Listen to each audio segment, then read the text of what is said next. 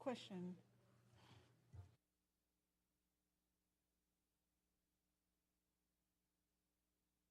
Okay, we're totally on. Are you guys ready? You all ready?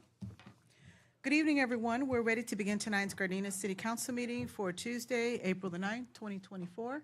Madam Deputy City Clerk, will you call the roll, please? Councilmember Francis. Here. Councilmember Tanaka. Here. Mayor Pro Tem Henderson. Here. Mayor Serta. Here. I'd like to note for the record that Councilmember Love will not be present tonight and is on an excused absence. Okay. Also our clerk. And yes, of course, our city clerk, Mina Semenza, as well. She's Is on an excused absence. Okay, perfect. Thank you.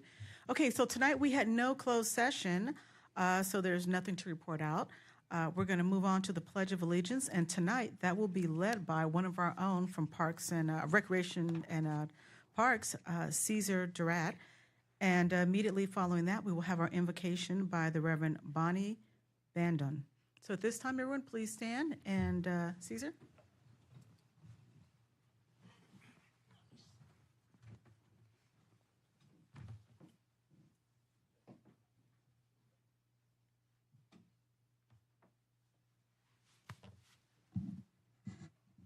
Put your right hand over your heart. Face the flag. Ready? Begin. I pledge allegiance to the flag of the United States of America and to the republic for which it stands, one nation, under God, indivisible, with liberty and justice for all. Please continue standing. Reverend Brandon?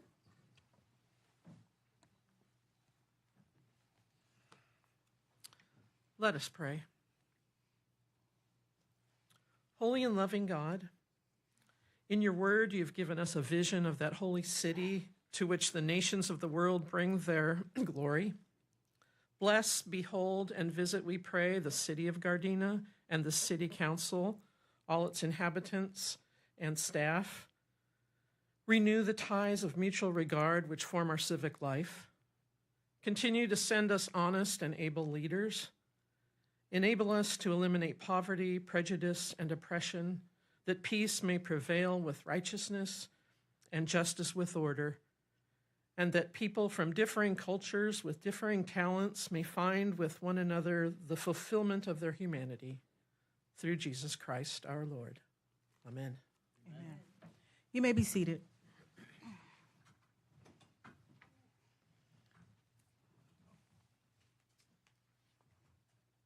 So I'm going to follow typical protocol here. Tonight's Pledge of Allegiance was led by Caesar Durat, who is the recreation leader with the City of Gardena's Recreation and Human Services Department. You can start making your way to the podium. Caesar has lived in Gardena for many years and attended Amstoy Elementary and Perry Middle School.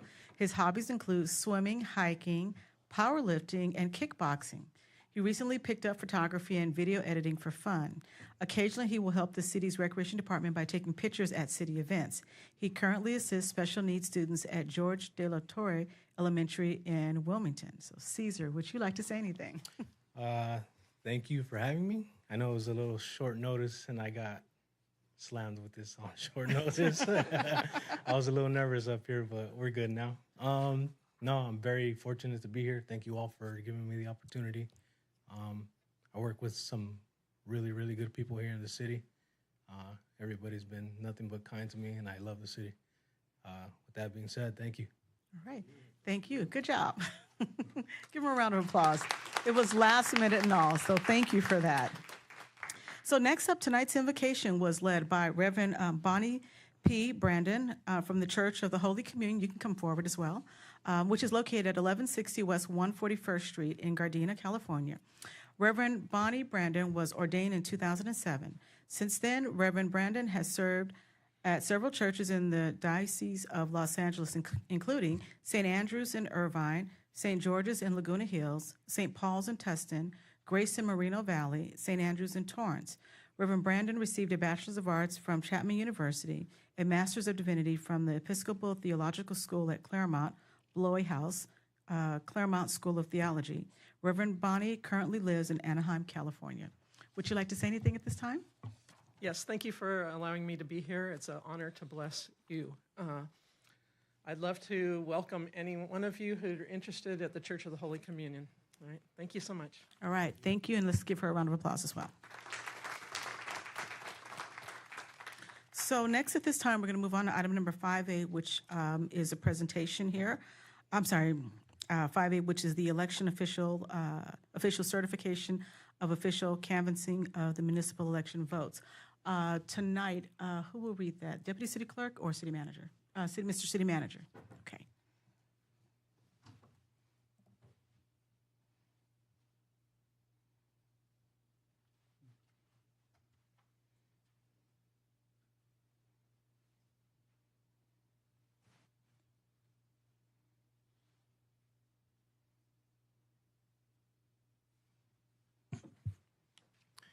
Mayor, Serta, members of the City Council, the agenda title is the Election Official Certification of Official Canvass of Municipal Election Votes. This is Resolution 6661, reciting the fact of the general municipal election held on March 5th, 2024, declaring the results and such other matters as provided by law.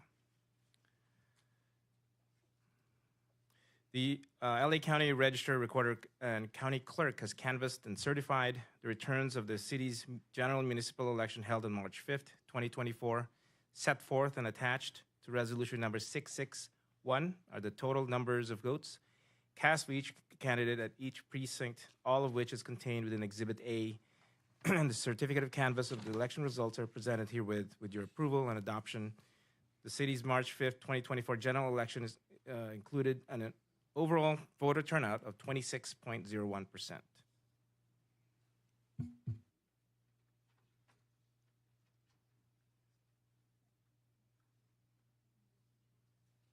And the recommendation is to adopt resolution number 6661. Okay, thank you. Madam City Clerk, do we have anybody from the public wishing to speak on this item? No, we do not, Madam Mayor. Does any member of the council have any questions or comments at this time? No? Okay, that being said, can I get a motion to adopt resolution number 6661? So moved. Is there a second? I'll second. Okay, Madam Deputy City Clerk, there's a motion made by Councilmember Tanaka and a second by Councilmember Francis. Will you call the roll, please? Councilmember Tanaka. Yes. Councilmember Francis. Yes. Mayor Pro Tem Henderson. Yes. Mayor Serta. Yes. Okay, so at this time, I am going to turn it over to our Deputy City Clerk for the official swearing in. Let's see, we want to begin tonight. We'll start with Councilmember Francis. Okay.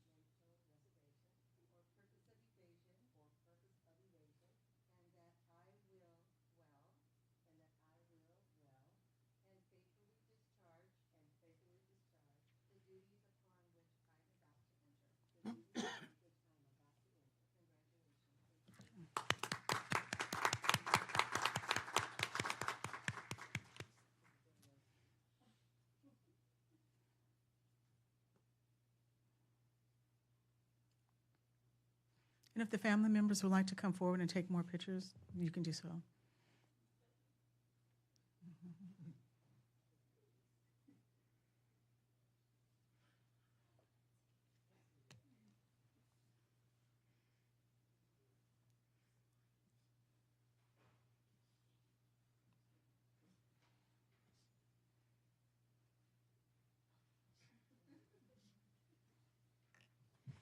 Okay, next, Mayor Pro Tem.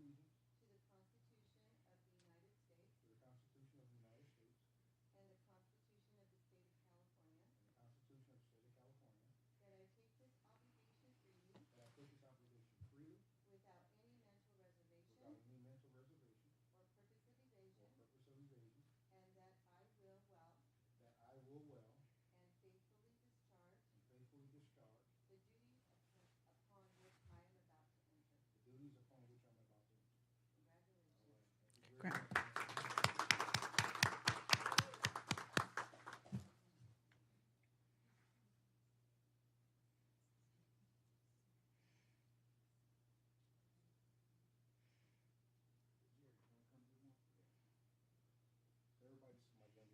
Oh, okay.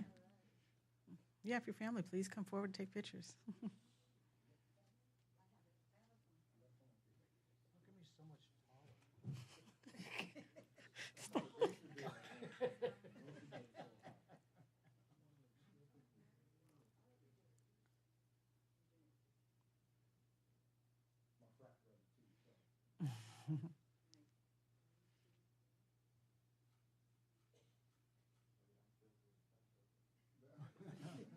What'd you say?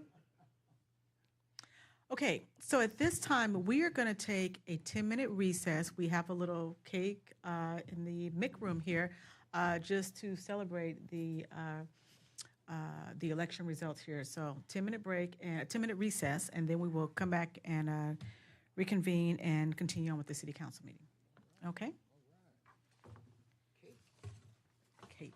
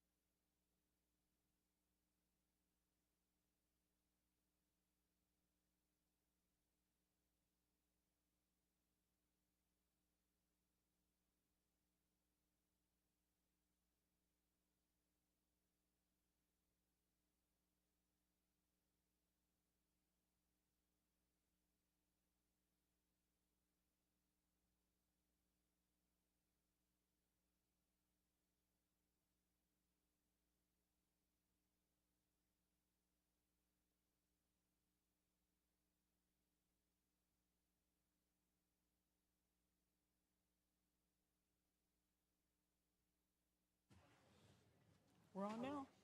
She's still on. Oh, now she's on. I'm on now? All right, we're ready to begin. All right, everyone, we are ready to reconvene our Gardena City Council meeting for Tuesday, April the 9th, 2024. Madam City Clerk, will you call the roll again, please? Councilmember Francis? Here. Mayor Pro Tem Henderson? Here. Councilmember Tanaka? Here. Mayor Serta? Here. Okay, so we are going to jump back to where we were before, but before we do that, we need to do a little housekeeping here. So tonight, if you'd like to participate in our meeting, you can participate via the following options.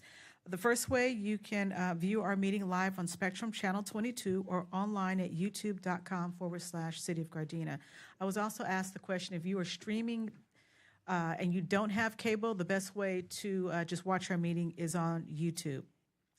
The second way to participate is prior to the meeting, you can email our Deputy City Clerk at publiccomments@cityofgardena.org by 5 p.m. on the day of the meeting and write public comments in the subject line. And the third way is you can attend the meeting in public, as all of you are doing.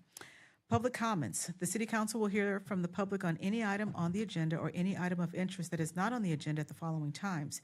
If it is an agenda item, at the time the City Council considers the item or during oral communications.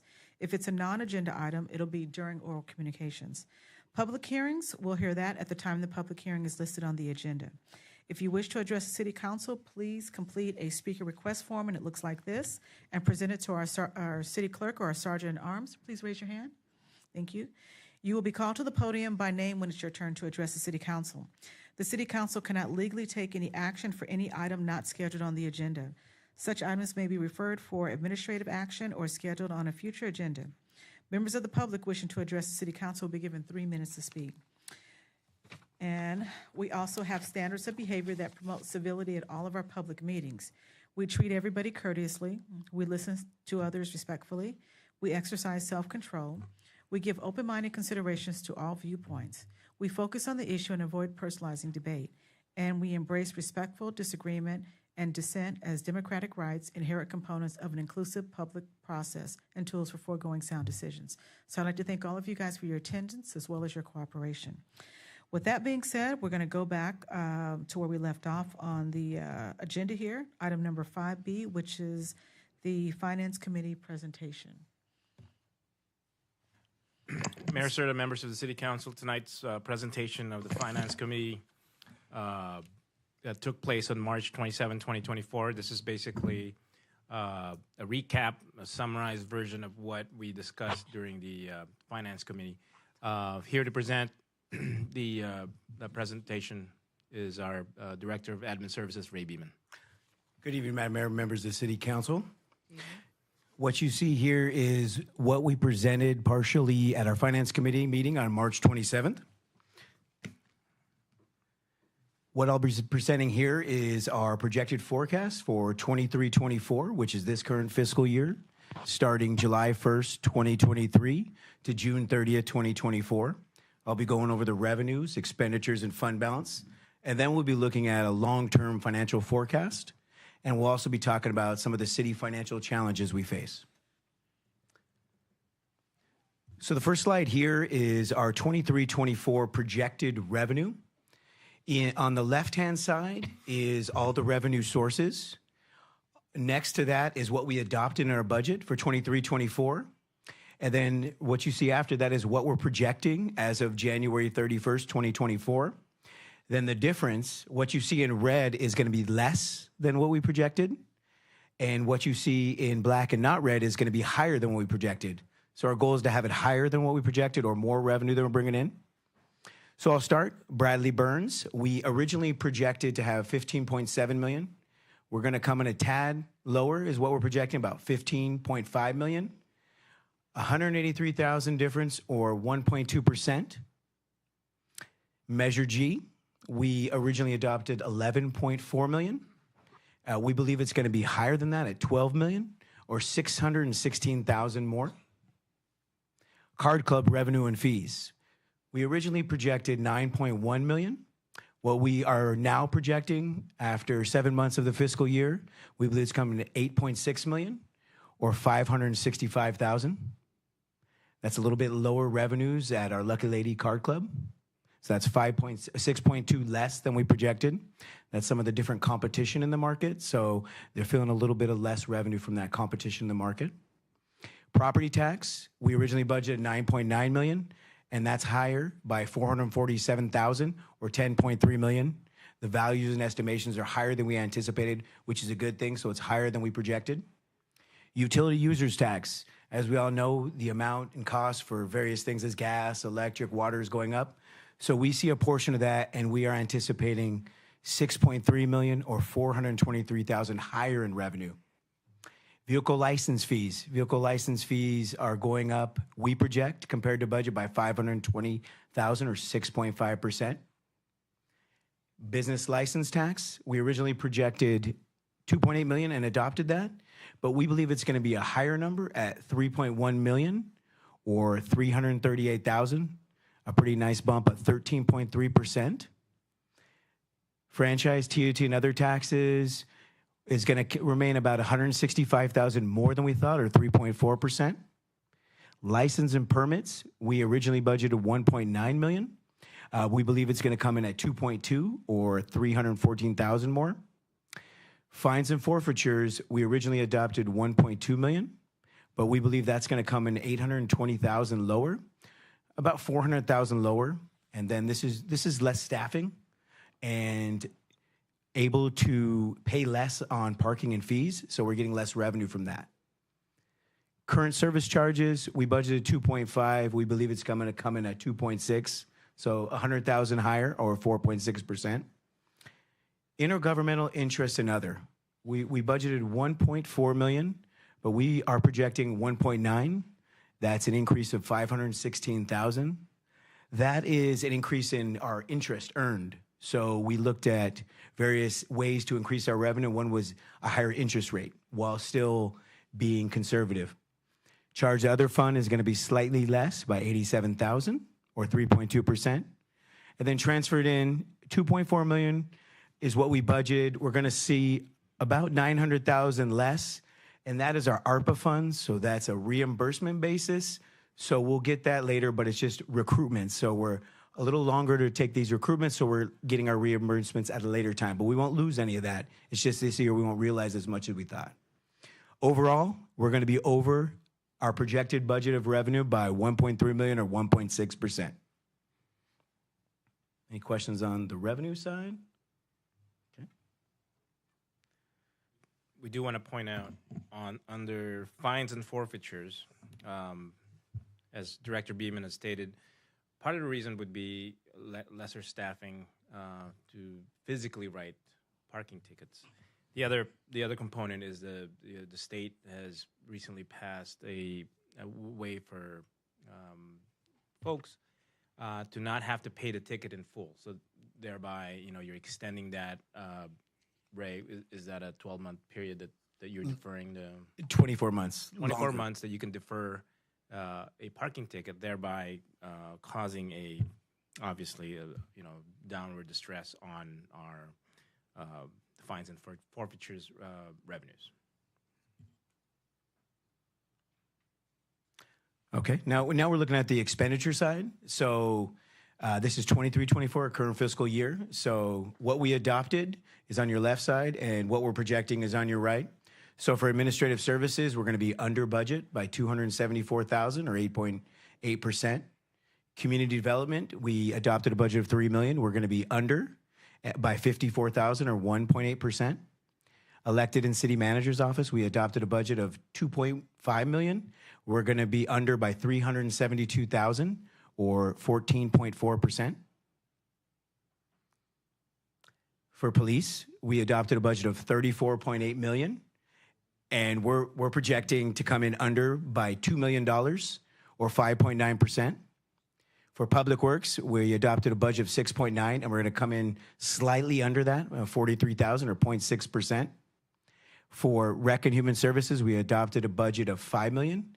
We believe we're going to come in at 4.5 million or 500,000 under our budget. This is spending less than we adopted or projected of 9.9%. For non-departmental, this includes fire and RCC. We adopted an original budget of $14.6 million. We believe we're going to be slightly higher, $14.9 million, or $268,000, 1.8%. And that's slightly because of increase in fire costs. So that's the majority there. For debt service, deferred maintenance, equipment replacement service charges, and transfers, we adopted a budget of $11.5 million. We believe we're going to be higher by $3.9 million, or 33%. We're putting money for equipment replacement, our pension fund to save for our pension future costs, which we'll talk about later. Also deferred maintenance. So these are various funds we've set up to save and then fix for a particular project for deferred maintenance and then our pension costs. Overall, we're going to be over budget by $876,000, or 1.1% is what we're projecting. Any questions on expenditures?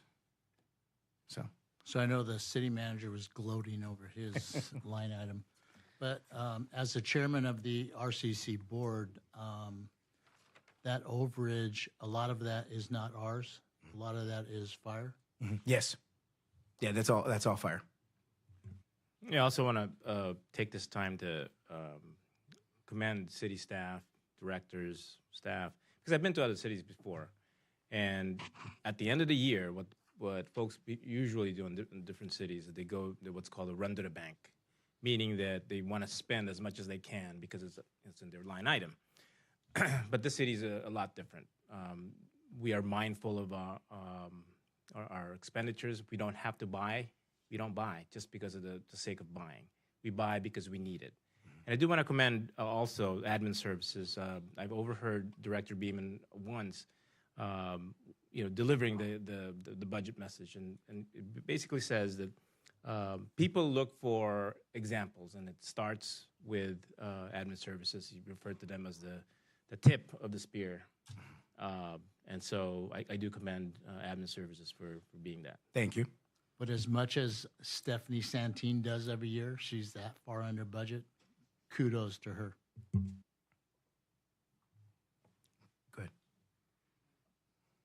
Yes, I was just looking at our over budget. What are we going to do?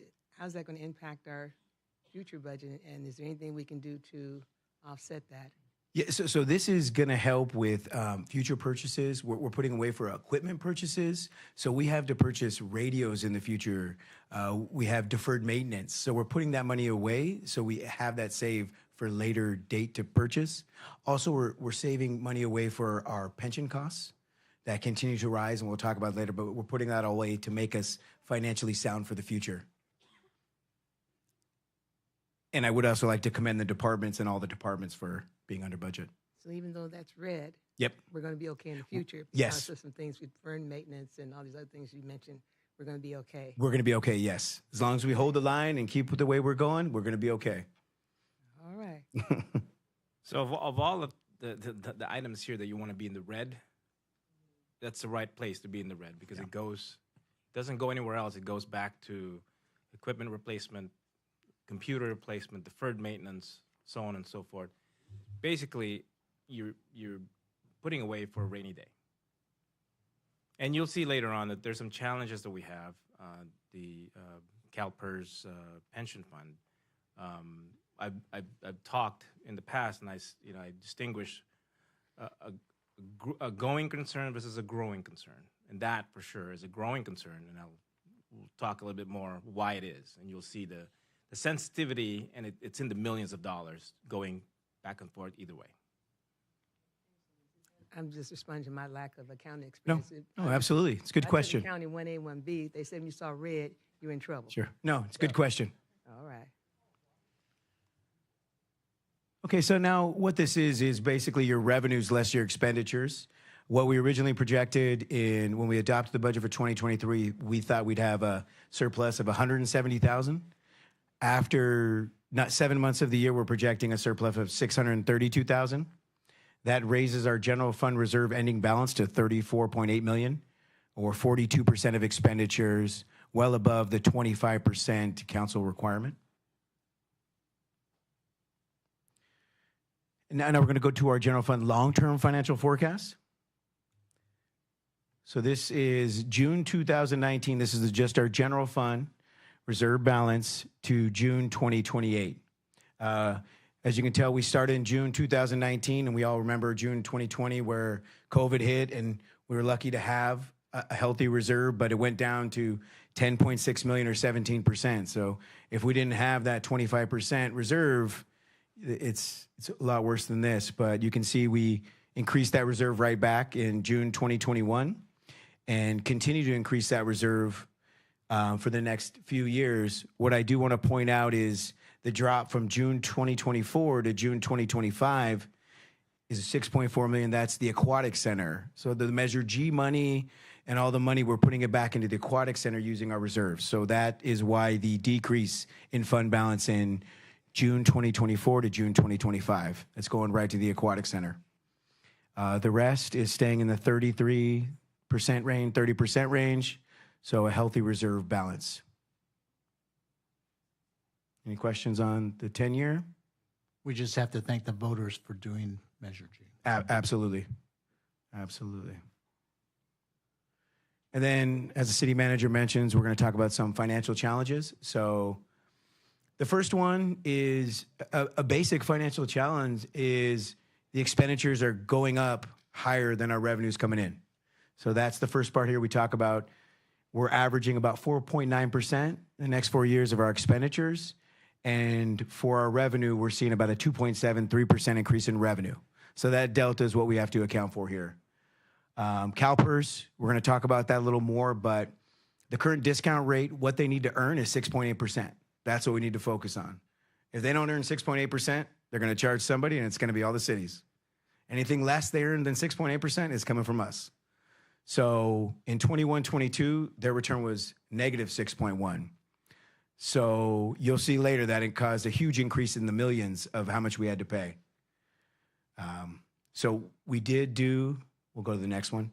The third one is the County Fire Protection Service cost adjustment. We've been made aware of a potential additional cost we could have to pay to LA County Fire.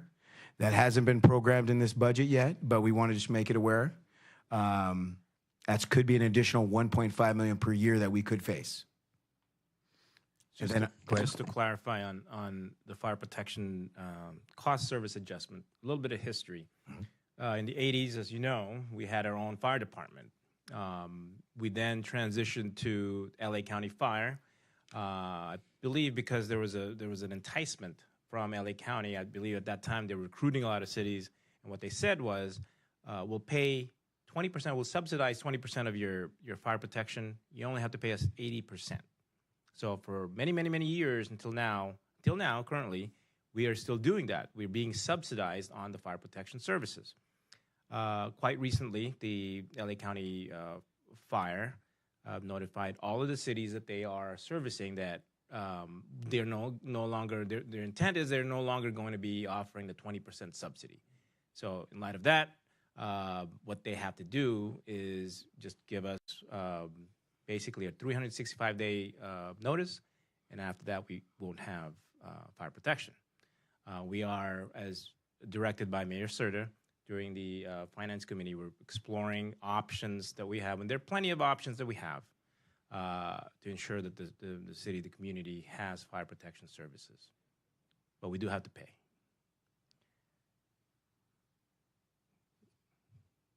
Thank you, Mr. City Manager. But because most of the cities that use LA County Fire are also responsible for their facilities and everything and maintaining those facilities and all that, can the discussion be centered around that? Because maintaining the buildings for LA County, for now, we only have 2, but some other cities have more than 2 fire stations and everything, and they're all, not all of them about the same age, but they're all in different states of repair, and the cities are assuming that responsibility. So for them to say, we're no longer going to subsidize you, I think that's where the discussions should be had around, well, what do we do about these buildings? Because the cities are actually taking on that responsibility on behalf of LA County Fire. So currently, we are in where we've had some discussions in the previous months as far as this is concerned. They have not, in defense of LA County Fire, they have not.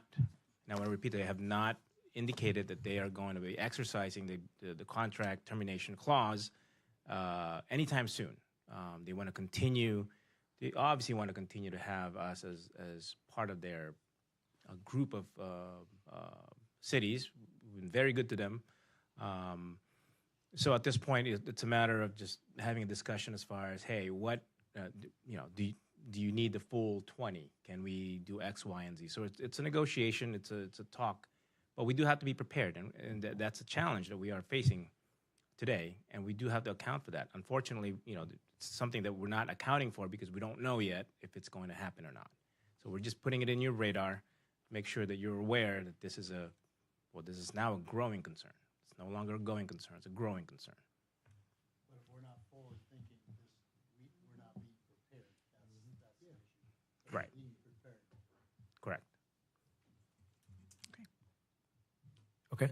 The next one is the potential casino legislation. This is SB 549. Currently, we get 12% from our card club revenue, or 11% of the general fund budget, $9 million per fiscal year. So, as you can, that'll be a significant impact on the general fund if something were to happen to our card clubs. So to elaborate on that, Mayor Serta is very, very, very aware of the issues surrounding this 549. She chairs the CCGA, the California Card Gaming Authority, to essentially fight the effort by the AG's office, Attorney General's office, to disallow certain games. Actually, it's most of the games that are being played at our card clubs, with exception to the poker games. So anything that's being played by the Indian casinos are being targeted as sort of a competition to them. And so this is a significant impact. This would be a significant impact to our general fund. This talk has been going on for a number of years. So, it's just a going concern right now.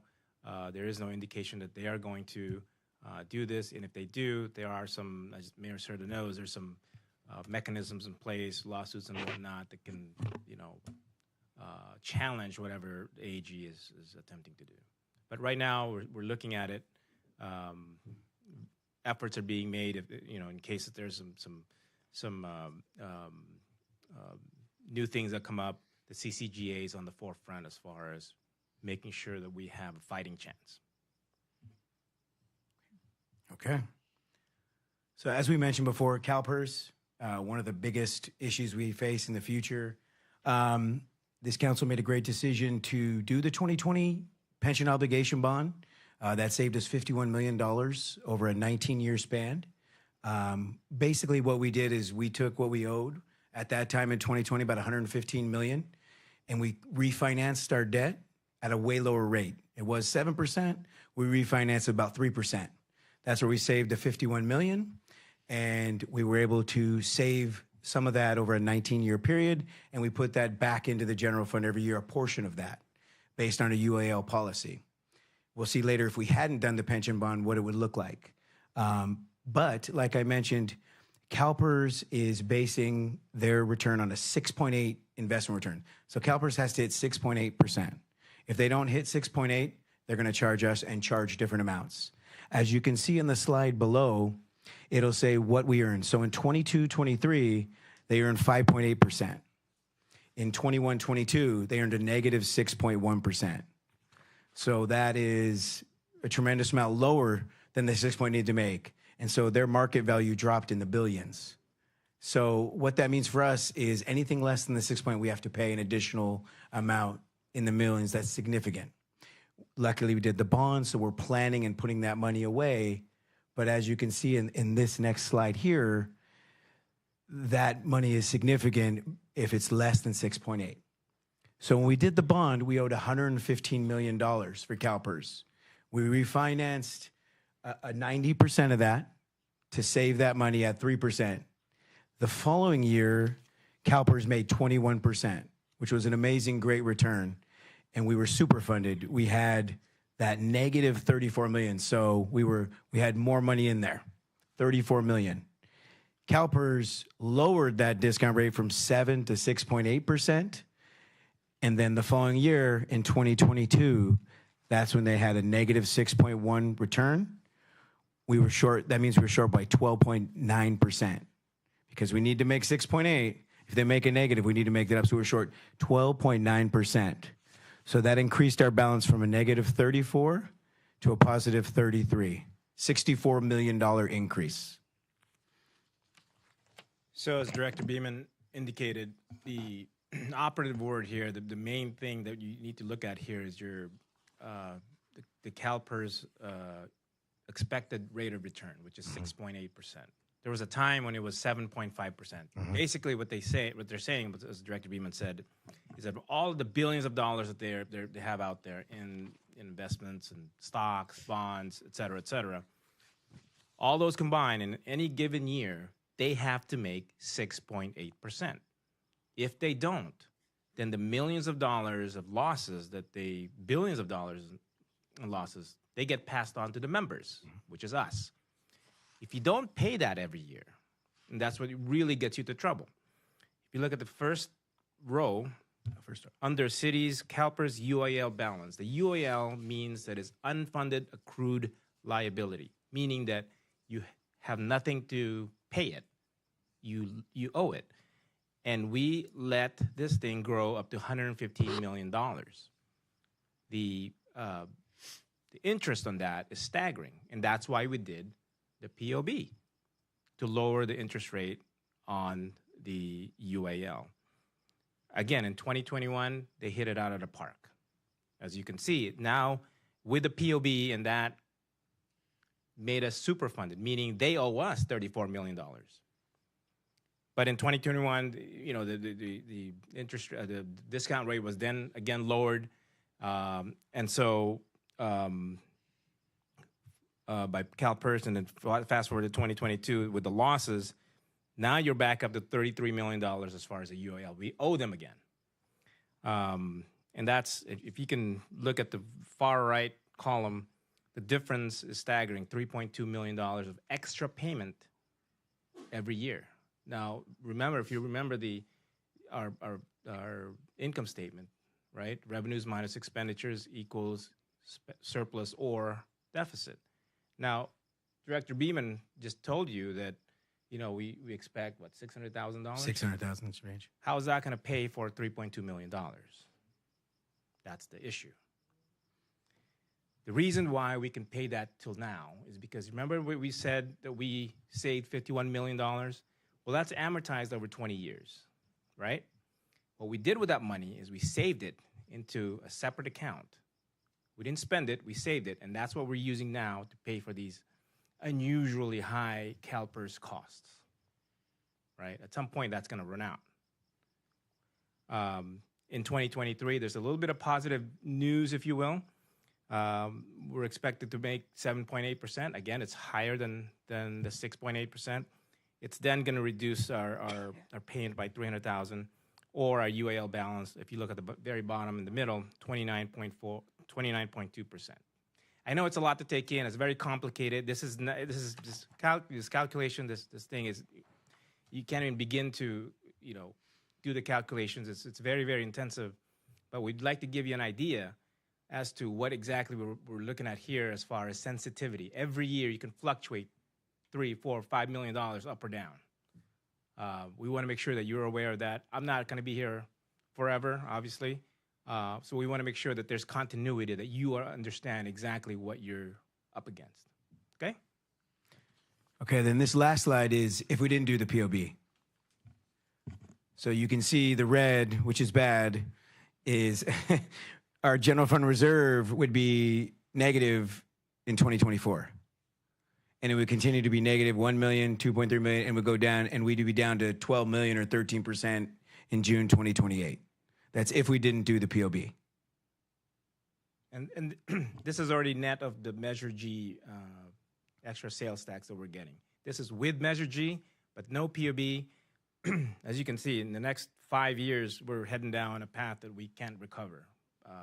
You know, I don't need to, you know, emphasize what happens to a city when you can't pay your liabilities. Now, again, it's important for me to emphasize to you exactly what you're up against here, so that you know going forward, if we're no longer here, you know, you're aware of what's going to happen. if we do a lot. We say a lot about, hey, we do a lot of things here in the city, but more importantly, equally important is the inactions that we take. We fail to do certain things, there are ramifications. That's why we have this slide here, just to let you know that certain things that you do or don't do impact the city tremendously. Well, that concludes the presentation.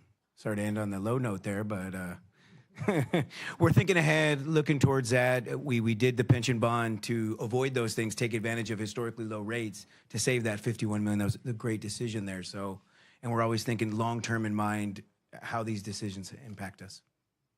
Okay. Any other questions or comments?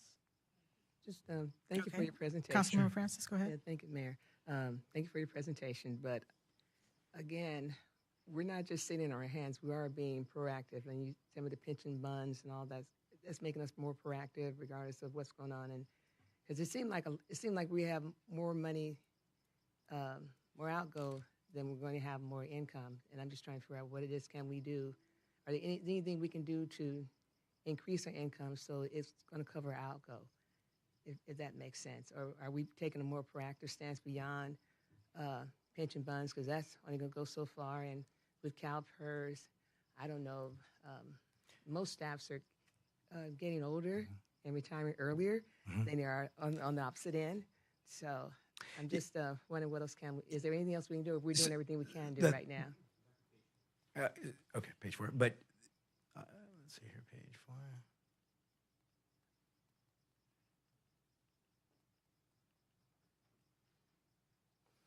So a very good question. But currently in 2023, 24, and 24, 25, we're currently sitting what's known as a surplus, structural surplus, meaning that we're not bleeding yet. Again, the revenues, the expenditures are very easy to predict. That's not, it's easy for us to predict that. The revenue is very hard because it's an educated, essentially we hire consultants to give us an economic forecast for the next 3, 4, 5 years. Very hard to do. And so, they're going to be conservative as far as the sales tax numbers, property tax numbers, but, typically they outperform the projections. It's the nature of the beast. They're going to be conservative. And so, we'd like to think that, we're going to be good. But in reality, I think it's going to be a little bit better than we're going to outperform our revenue forecast by 2-3% on average. So currently, as we sit, we are in a structural surplus. We're not in a deficit. We're in a structural surplus. Okay. Mayor Pro Tem, you had a question? Yeah, thank you for that. Great presentation, Director Beeman. Mr. City Manager, in regards to potential revenue sources and streams, because we're going to be almost built out pretty soon, so we'll get some development fees here and there, but our commercial corridors are kind of small and the types of businesses coming in.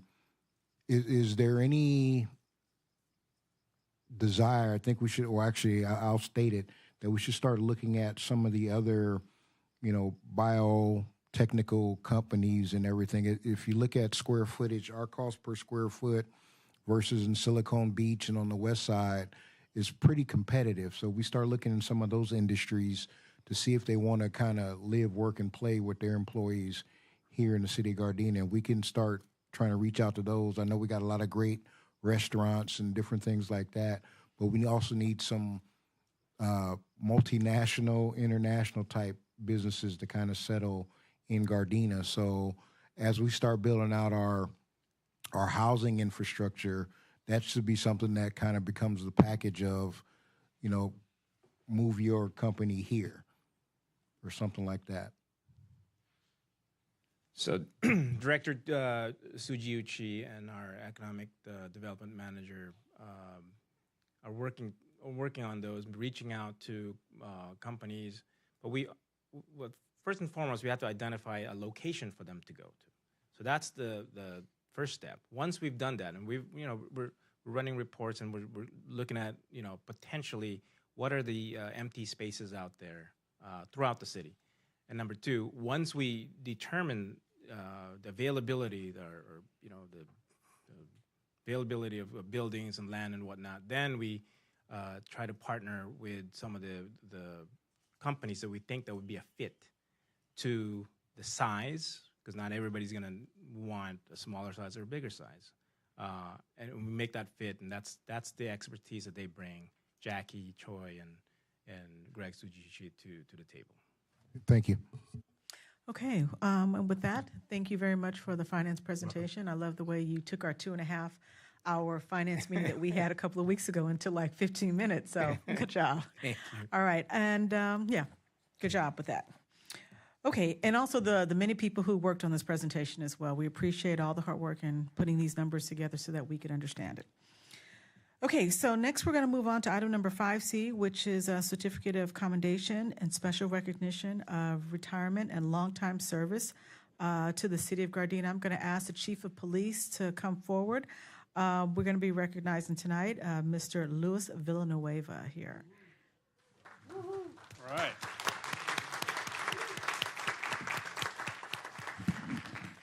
You brought your fan club with you. Yeah. All right.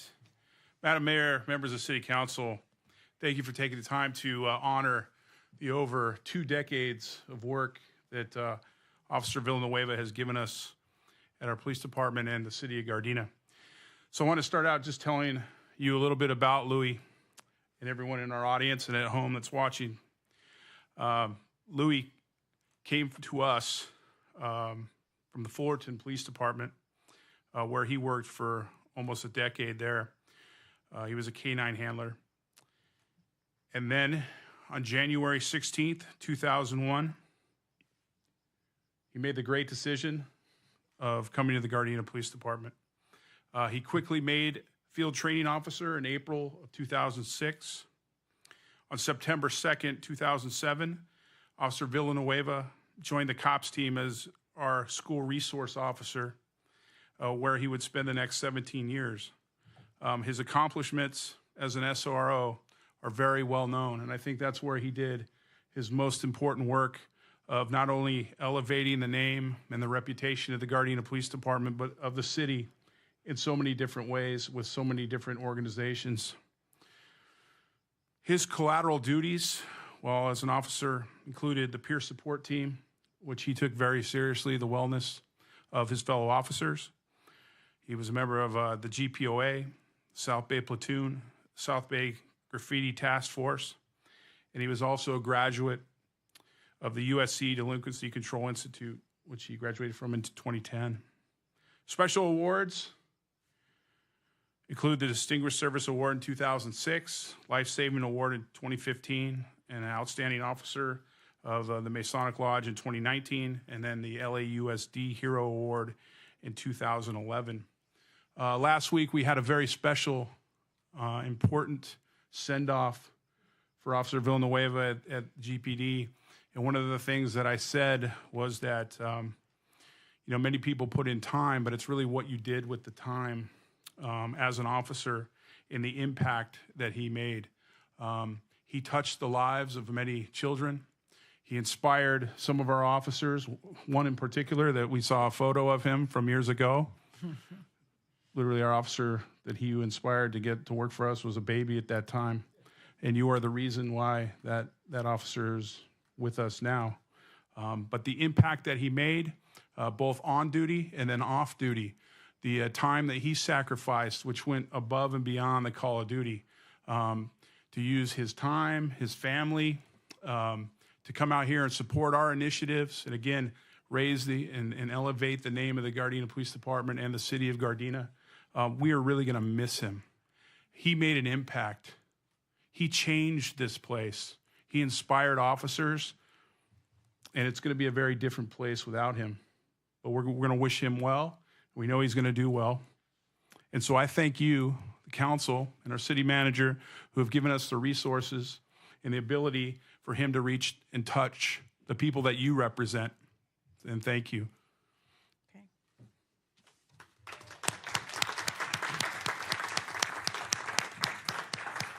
Good evening to the citizens of Gardena and to council. Thank you for allowing me to come up here and give a couple words. First of all, the chief hit it right on the nose. My whole thing was the city of Gardena. If it wasn't for now Chief or Captain Osorio and an incident that happened at Rosecrans and Western, I wouldn't have been here. But I was there to help him out, and that's where my career started here. But going back to the council, I really want to thank you very, very much for all your support. I know that I brought some weird programs and things that I wanted to get done, and they went by certain people, and then it got to you guys, and you approved it. That's what the department is looking for, is to continued support from the city council so that they can continue doing what they're doing. Whoever comes in as a school resource officer, whatever it is, needs support, and they're going to need you there for mentorship and also for the collaboration with the kids and the teachers. So I ask you to please continue that, as that's what my desire is, that the city continues to do it. We've been known as a really good city, and for being a small city, you see the numbers up there, we get a lot. We're the Beverly Hills of down here.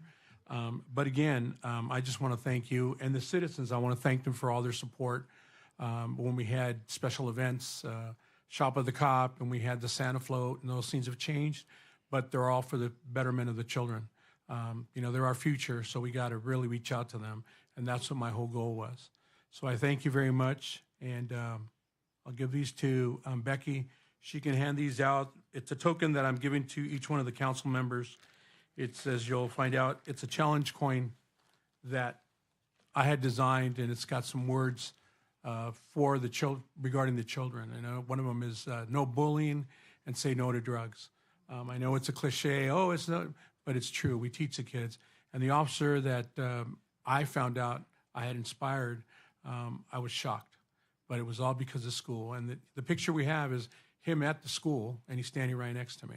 So I was a lot younger then, but then not now. But again, I thank you again. It's been an honor working for the city of Gardena, for the Gardena Police Department. It's been an honor to work with my brothers and sisters in blue, and to all of you on different parades and different events. I thank you very much, and God bless you all. Thank you. Thank you. You too. Okay, hold on, Louis. Hold on. Well, before we applaud him, the certificate that we presented him tonight reads as follows. Certificate of Commendation, I don't know who has it, presented to Luis Villanueva. It's an official acknowledgement with our deep appreciation for an exemplary, outstanding 22 years of service to the city of Gardena as a police officer with the police department. So we, the mayor and members of the city council of the city of Gardena, California, are pleased to present this special recognition to you for your longtime service and express our sincere best wishes for a healthy and enjoyable and rewarding retirement effective January 27, 2024. And Louis, I just want to thank you for all the great things that you brought to our city. We've had some wonderful times on that Santa Float. Nobody could drive it like you drove it.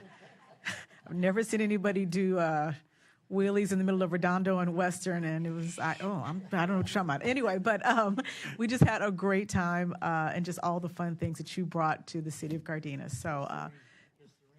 So with that, thank you again. Angie, thank you for letting us borrow Louis all this time here, and just congratulations to your entire family. All right, give him a round of applause.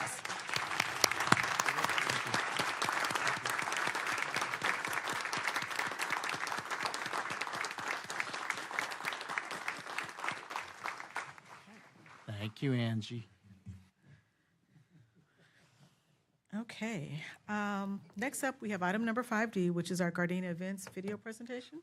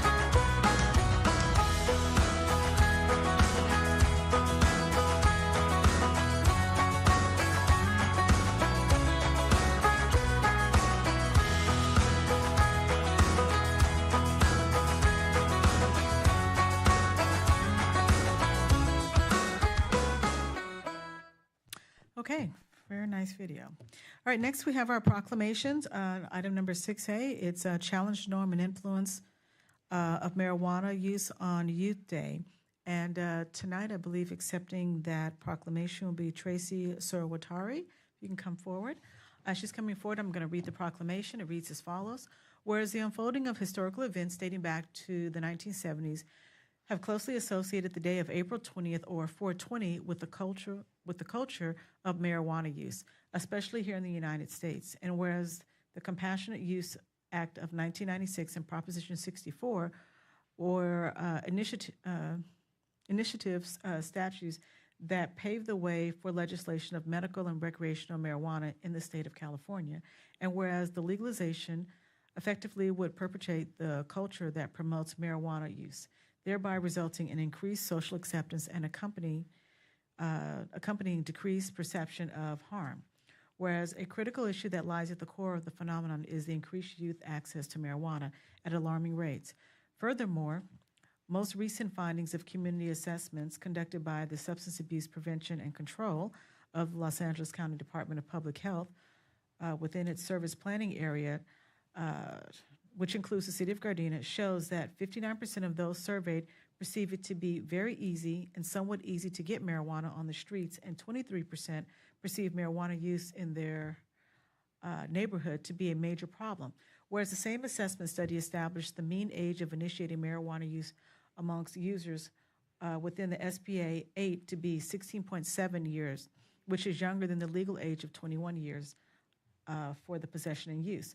So at this time, we proclaim April 20th, 2024 to be Challenge the Norm and Influence of Marijuana Use on Youth Day, to call on the United Gardenans to undertake concerted actions to inform and educate youth and adults about about the harmful effects of marijuana use on individuals and public health, especially on development of the brain, as well as regarding social costs in terms of injuries, loss of lives, and destruction of public and private property that occur as a result of impaired driving.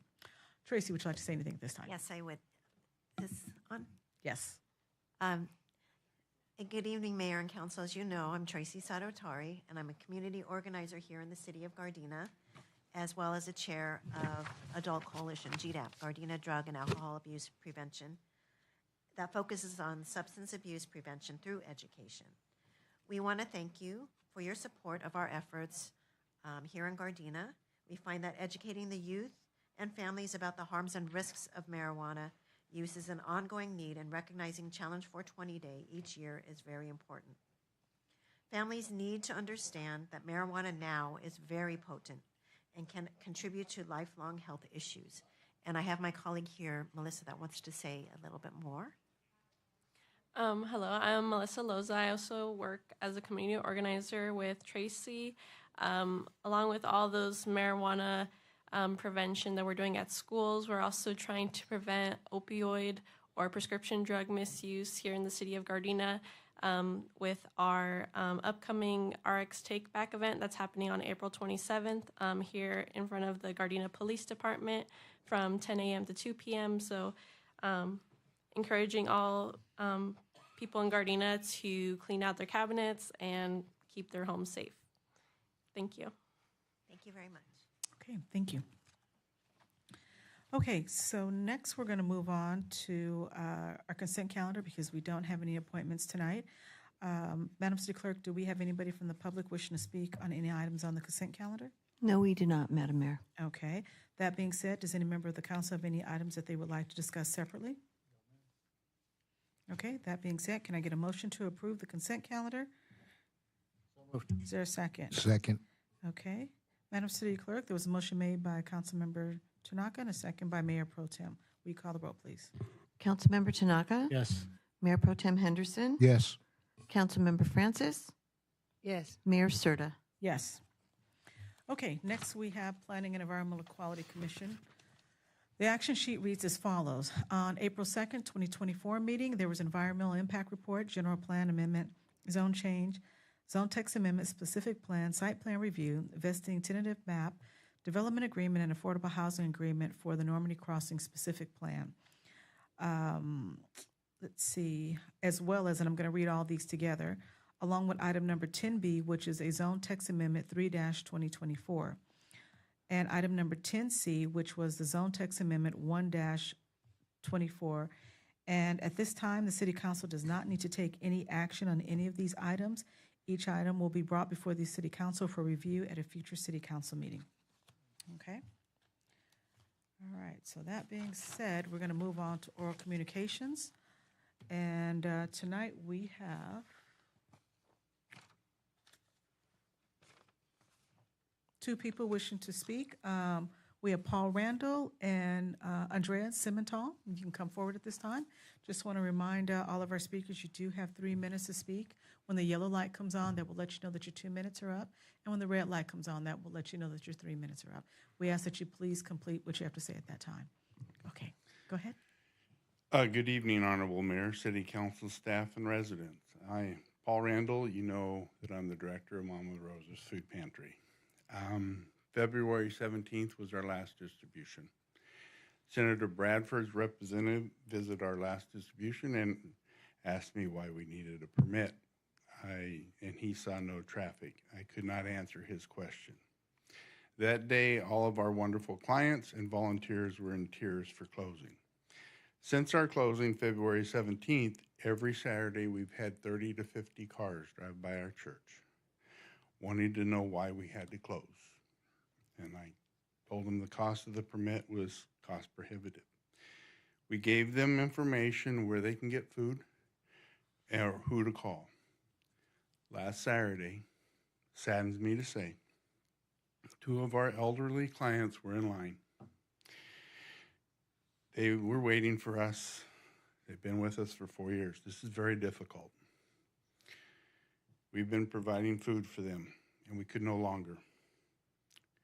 Very sad to say they needed food. They asked if we have anything to give them. Having the risk of being cited by the city or more problems from the city staff, we told them no, and they would have to leave. Another sad day in our chapter. It's hard for me to fathom to turn people that have food insecurities away. A lot of us don't know that feeling. Also, to have a community not providing them the ongoing support that we had been providing for the last 4 years. In LA County, 1 in 5 people have food insecurities. Mama Rosa's Food Pantry fulfilled their needs. I thank God every day we have someone like Councilwoman Francis who's worked with us. We're looking to reopen.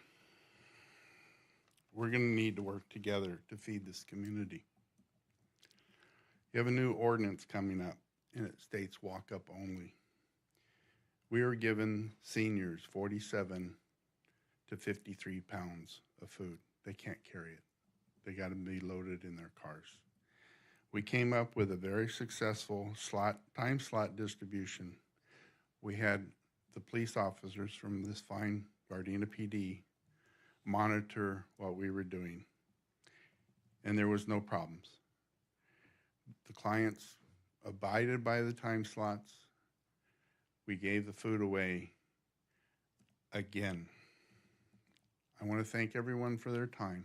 I look forward to you guys working with us collaborating together with other ideas, because we should be working together to feed this community. Thank you. Okay, thank you. Next, we have Andrea Simmental. Okay, I'm sorry, we don't allow clapping. We have Andrea Simmental.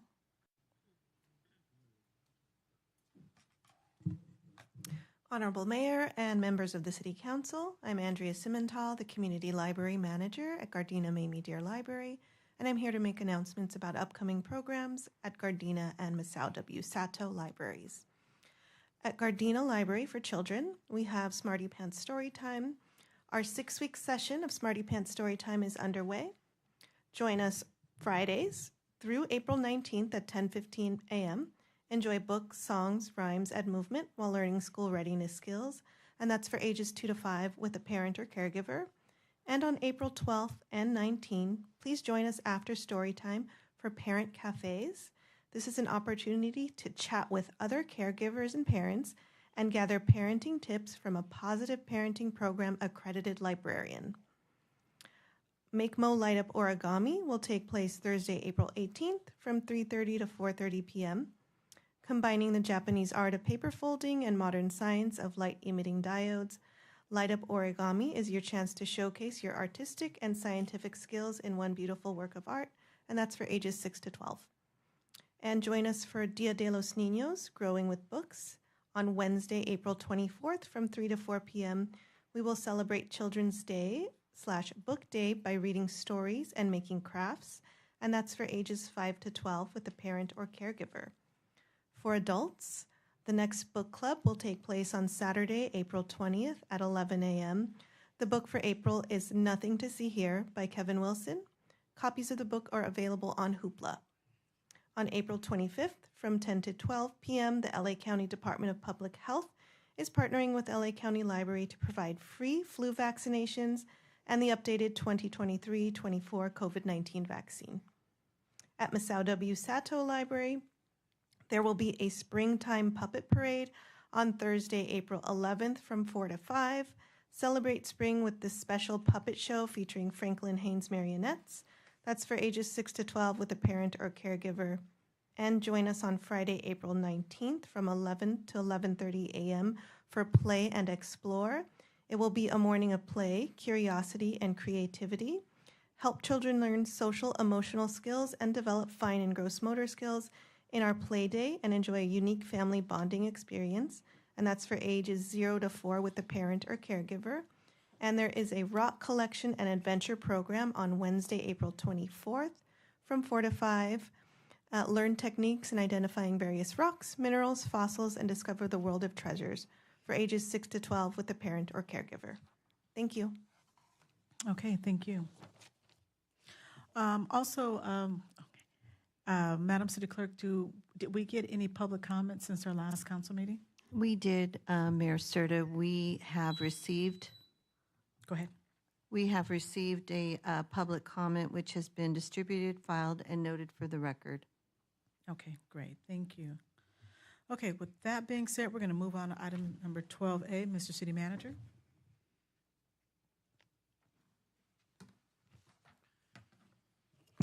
Mayor Serta, members of the City Council, agenda item 12A is amendment to the contract between the California Public Employees Retirement System Board of Administration and the City of Gardena.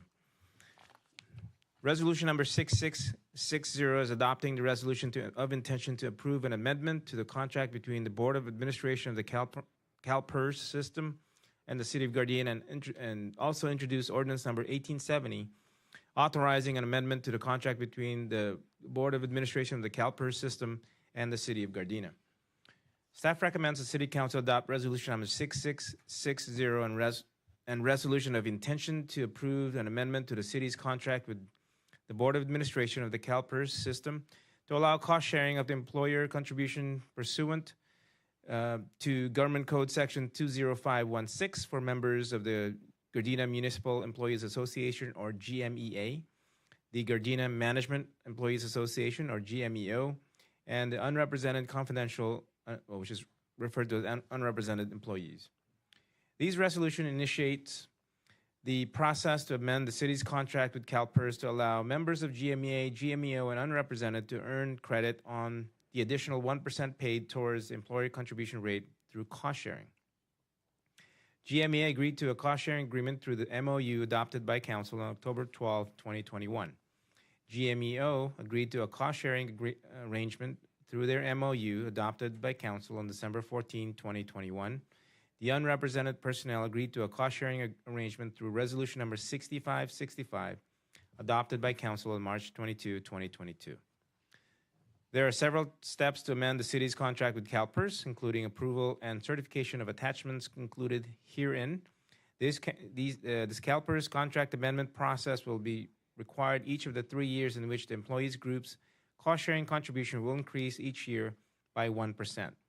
This request is the third year of the 3-year employee cost-sharing agreement. Proposed ordinance number 1870 authorizes an amendment to the contract between CalPERS and the city. This is the first reading of the ordinance, with a second reading adoption scheduled for May 14, 2024. There is no financial impact. What is required tonight is to adopt resolution number 6660 and introduce ordinance number 1870. Okay, thank you. Madam City Clerk, do we have anybody from the public wishing to speak on this item? No, we do not, Madam Mayor. Are there any questions or comments at this time? No? Okay, so two things need to happen on this next item here. We have a resolution, which is item number 6660, which we can vote on, as well as an introduction of ordinance number 1870. Madam City Attorney, can we take both of these together at this time? You can, Madam Mayor, and solely because they both require each other. Can't have one without the other. And whoever makes the motion will be the person introducing it. I'm sorry? Excuse me, that would be my recommendation. Okay, so at this time, can I get a motion to approve resolution number 6660 as well as introduce ordinance number 1870? So moved. Okay, is there a second? Okay, Madam City Clerk, there was a motion made by Councilmember Tanaka and a second by Councilmember Francis. Will you call the roll, please? Councilmember Tanaka? Yes. Councilmember Francis? Yes. Mayor Pro Tem Henderson? Yes. And Mayor Serta? Yes. Okay, next up is item number 12B. Mr. City Manager? Mayor Serta, members of the City Council, agenda item 12B, single audit report required by federally funded programs for fiscal year ended June 30, 2023. Presented to our councils is to receive and file is the City of Gardena single audit report for fiscal year ended June 30, 2023, as prepared by the city's independent contracted auditing firm, the Poon Group LLP. The city is required to have a single audit performed on its major federal programs pursuant to the audit requirements of Title II U.S. Code of Federal Regulations, Part 200, Uniform Administrative Requirements, Cost Principles, and Audit Requirements for Federal Awards, Uniform Guidance. A non-federal entity that expends $750,000 or more during the non-federal entity's fiscal year in federal awards must have a single audit conducted. The major program determination for the federal grants for fiscal year 22-23 resulted in three major programs being tested. First, Federal Transit Formula Grants, or GTRANS, federal expenditures audited for fiscal year 22 to 23 of $5,381,673. Second, Highway Planning and Construction. This is a federally aided highway program. Federal expenditures audited for fiscal year 22-23 is $604,948. And number three, coronavirus state and local fiscal recovery funds. Federal expenditures audited for fiscal year 22-23 of $969,295. The total expenditures of all major federal programs is $6,955,916.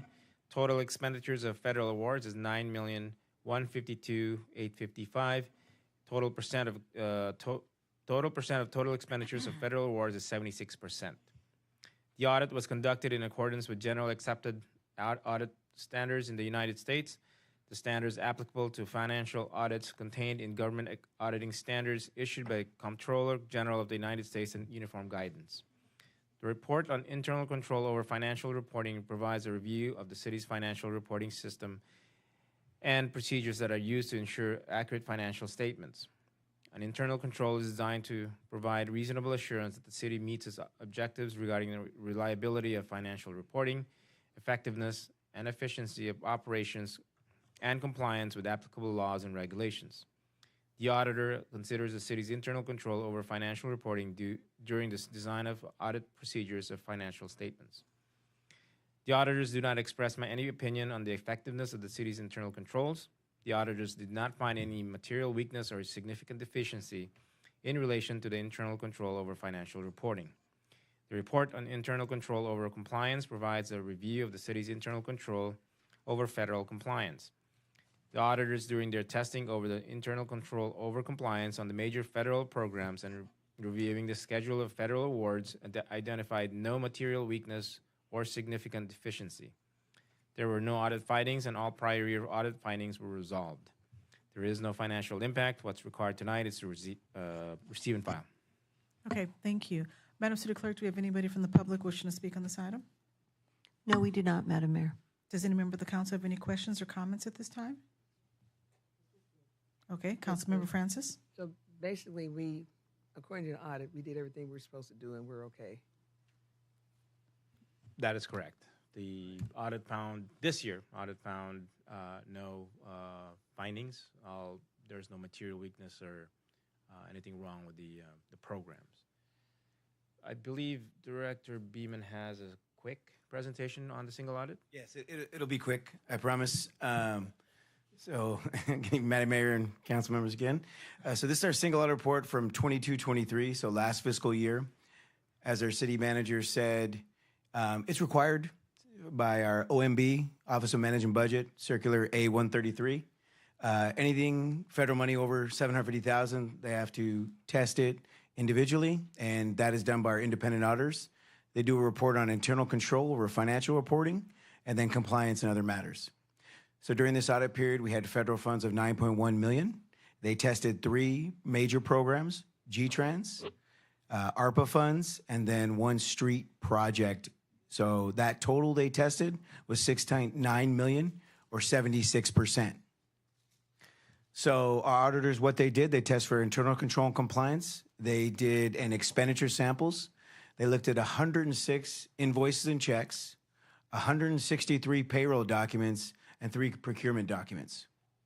That's for expenditures. For the revenue side, they looked at 32 receipts and the bank statements. It was done during a 2-week time period. And in our audit results, no current year audit findings, and all our prior year audit findings were resolved. That's it. Okay. Any questions? No? Good. No, it's Okay. good. Okay, Perfect. Good. Okay, if there are no more questions or comments, then we're going to go ahead and receive and file item number 12B. Okay, so next up is item number 13A. Mr. City Manager. Mayor, sir, and members of the City Council, agenda item 13A is approval of contract services with Converse Consultants for environmental services performed at 1112 West Gardena Boulevard, Gardena 90247. The City Council meeting held on December 7, 2023. City Council approved moving forward with the acquisition of property located at 1112 West Gardena Boulevard. As part of the due diligence process during escrow, City hired Converse Consultants to conduct a Phase 1 environmental site assessment to assess the property's environmental condition. As a result of Phase 1 services, a Phase 2 assessment was required to conduct soil and solid vapor sampling analysis from different locations within the site. The cost for this service totaled $18,825. In addition, during the environmental assessments, the need to properly remove and dispose of contaminated rainwater and 3 in-ground hydraulic auto lifts were also identified. The cost for this service totals $32,021, of which $27,746 will be deducted and reflected in the total purchase price at close of escrow. The total financial impact is $50,846 to be paid from the general fund. What is required is to approve the contract services with Converse Consultants in the amount of $50,846 for environmental services performed at 1112 West Gardena Boulevard, Gardena, California, 90247. Okay, thank you. Madam City Clerk, do we have anybody from the public wishing to speak on this item? No, we do not, Madam Mayor. Does any member of the council have any questions or comments? No? Just one quick question. Okay, Councilmember Francis, go ahead. Thank you, ma'am. So this is going to resolve our issue. We just got some more expected rain. There's no other things coming. This will resolve all the issues at this location. So the part of the remediation process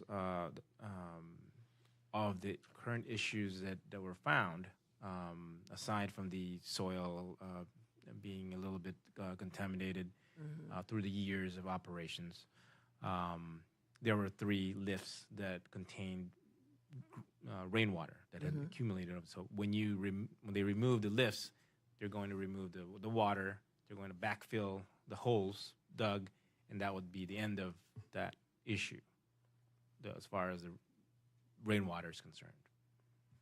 Okay, just one other question. I'm not trying to get us spending extra money, but I know that in some of the contracts, they've been a contingency fee. This one there wasn't one included, or this is not something that we would just in case. I guess just in case there's something else that comes up on this particular project. I'm going to ask Director Sujiuchi to see. I believe this is the amount is certain, but he'll clarify. Correct. The amount is for the services provided. There's no contingency built in. I think your question was about the rainwater. So with this one, it's up to 255-gallon drums, and they believe that's sufficient. They don't believe that it could actually, the pit could have more than that. Mr. Payne, playing the what if game, what if with this trigger contract, what then? If just in case something else comes up, because I don't know necessarily know this was fully expected, but however, should something else occur, if there's some other type of contamination goes on, or more rainwater? If they find some additional contamination, that's something we'll definitely have to make an amendment to the contract and come back to the city council for. All right, thank you. Okay. With that being said, if there are no more questions on this item right here, can I get a motion to approve the approval of contract services with Converse Consultant for environmental services performed at 1112 West Gardena Boulevard in Gardena, California, 90247? I'll move it. Okay. Second. Okay. Madam City Deputy Clerk, motion was made by Mayor Pro Tem and a second by Tanaka. Will you call the roll, please? Mayor Pro Tem Henderson, Yes. Councilmember Tanaka, Yes. Councilmember Francis, Yes. and Mayor Serta. Yes. Okay, next up is item number 13B, which is the appeal of the Community Development Director's decision to deny home sharing rental application 24-006. So at this time, this is an appeal by Vera Povatina and Yegor Koshatov of the Community Development Director's decision to deny home sharing permit application 24-006 at the property located at assessor parcel number APN 4062-010-001, also known as 14408 and 14410 Van Ness Avenue. This is an appeal pursuant to Gardena Municipal Code, Chapter 1.12. If any council member has any disclosures to put on record related to this item, such as a property or financial interest or site visit to the location, any relationships or any communications with the applicant, please make them be known at this time. Anybody? No? Okay.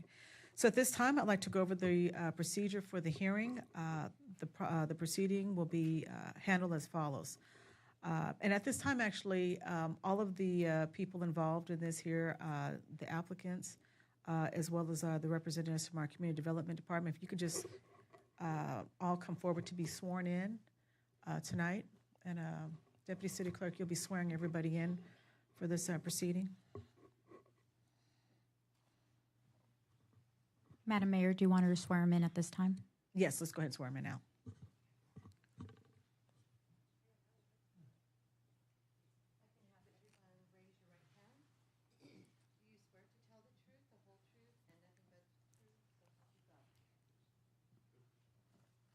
I do.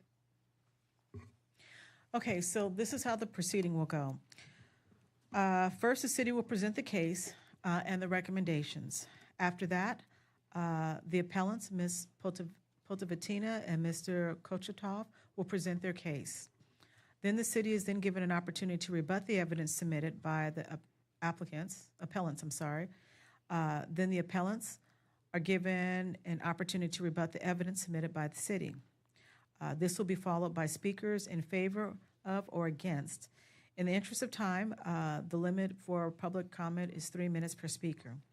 After the testimony, the City Council will have an opportunity to ask questions, then discuss the merits of the case and make its decision. The parties will address the council and will maintain courtesy and decorum at all times. Parties are advised that any written documents will first need to be verbally summarized for the City Council to consider any evidence. Any rulings on the admissibility of evidence will be deferred to the city attorney. Okay, so we're going to go ahead and begin, and we're going to start off. We're going to let the city's going to present its witnesses as well as evidence here. this on? Oh, good evening, Mayor, members of the council. The item before you tonight is an appeal of decision for a home sharing rental permit, case number 24-006. On January 23rd, 2024, an application for a home sharing rental permit to conduct home sharing activities at the property known as 14408 Van Ness Avenue was filed with the city's Community Development Department. The applicant requested to utilize an approximate 110 square foot bedroom with a portion of the dwelling unit for short-term home sharing. As you may recall, back in September 12th of 2023, the City Council adopted ordinance number 1854 concerning home sharing rentals. It then became effective on October 13th, 2023. The ordinance amended various sections of Title 18, our zoning code, and also added Chapter 5.76 to Title 5 of our Gardena Municipal Code. Gardena Municipal Code 5.76.04 states, no home sharing permit shall be issued for a dwelling unit with a pending enforcement action by the city for violations of this chapter or any provision of the municipal code, unless the approval is required to resolve the enforcement action.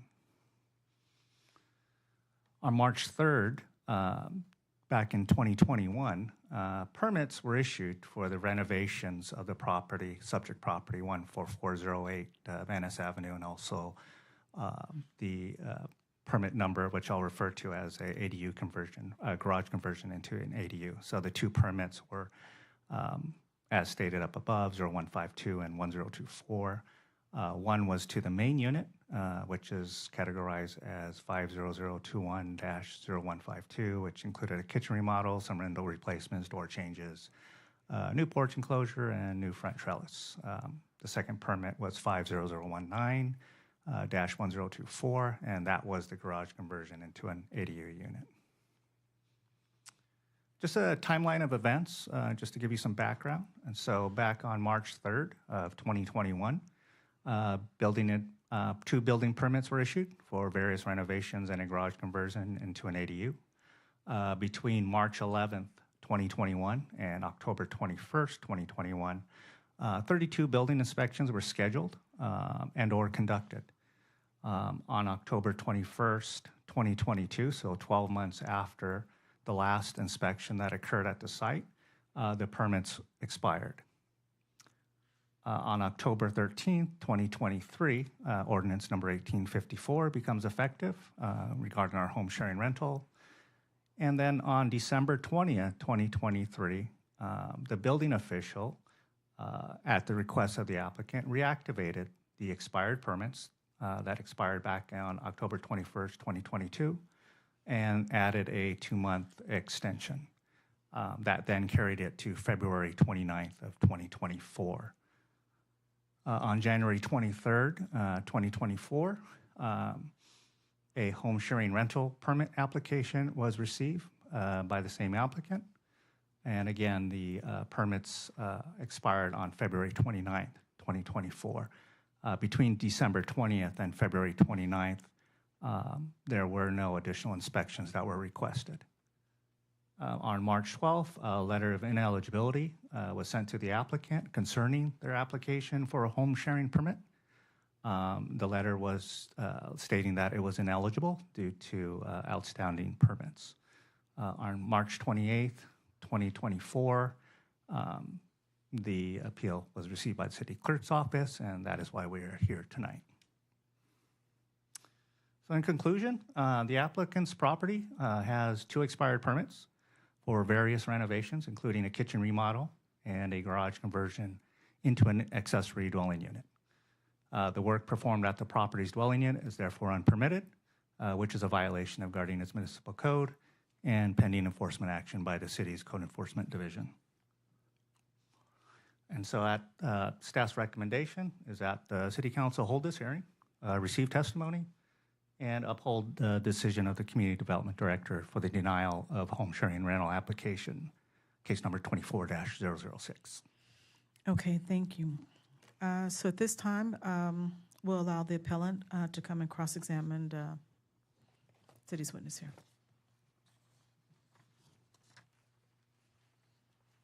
evening, everyone. Good evening, everyone. I want to add to that timeline, if possible, the very important misstep. In September of 22, while we were still conducting some remodeling and planned to conduct the business as it should be with the documents and everything. So the city of Gardena implemented a ban for the short-term rentals. If you remember, there was a voting, and city at that time did not accept the ban. But days after, we were informed, and probably even in that meeting, that there will be short-term ban in other form that would be performed. That's what actually influenced our next decisions and steps.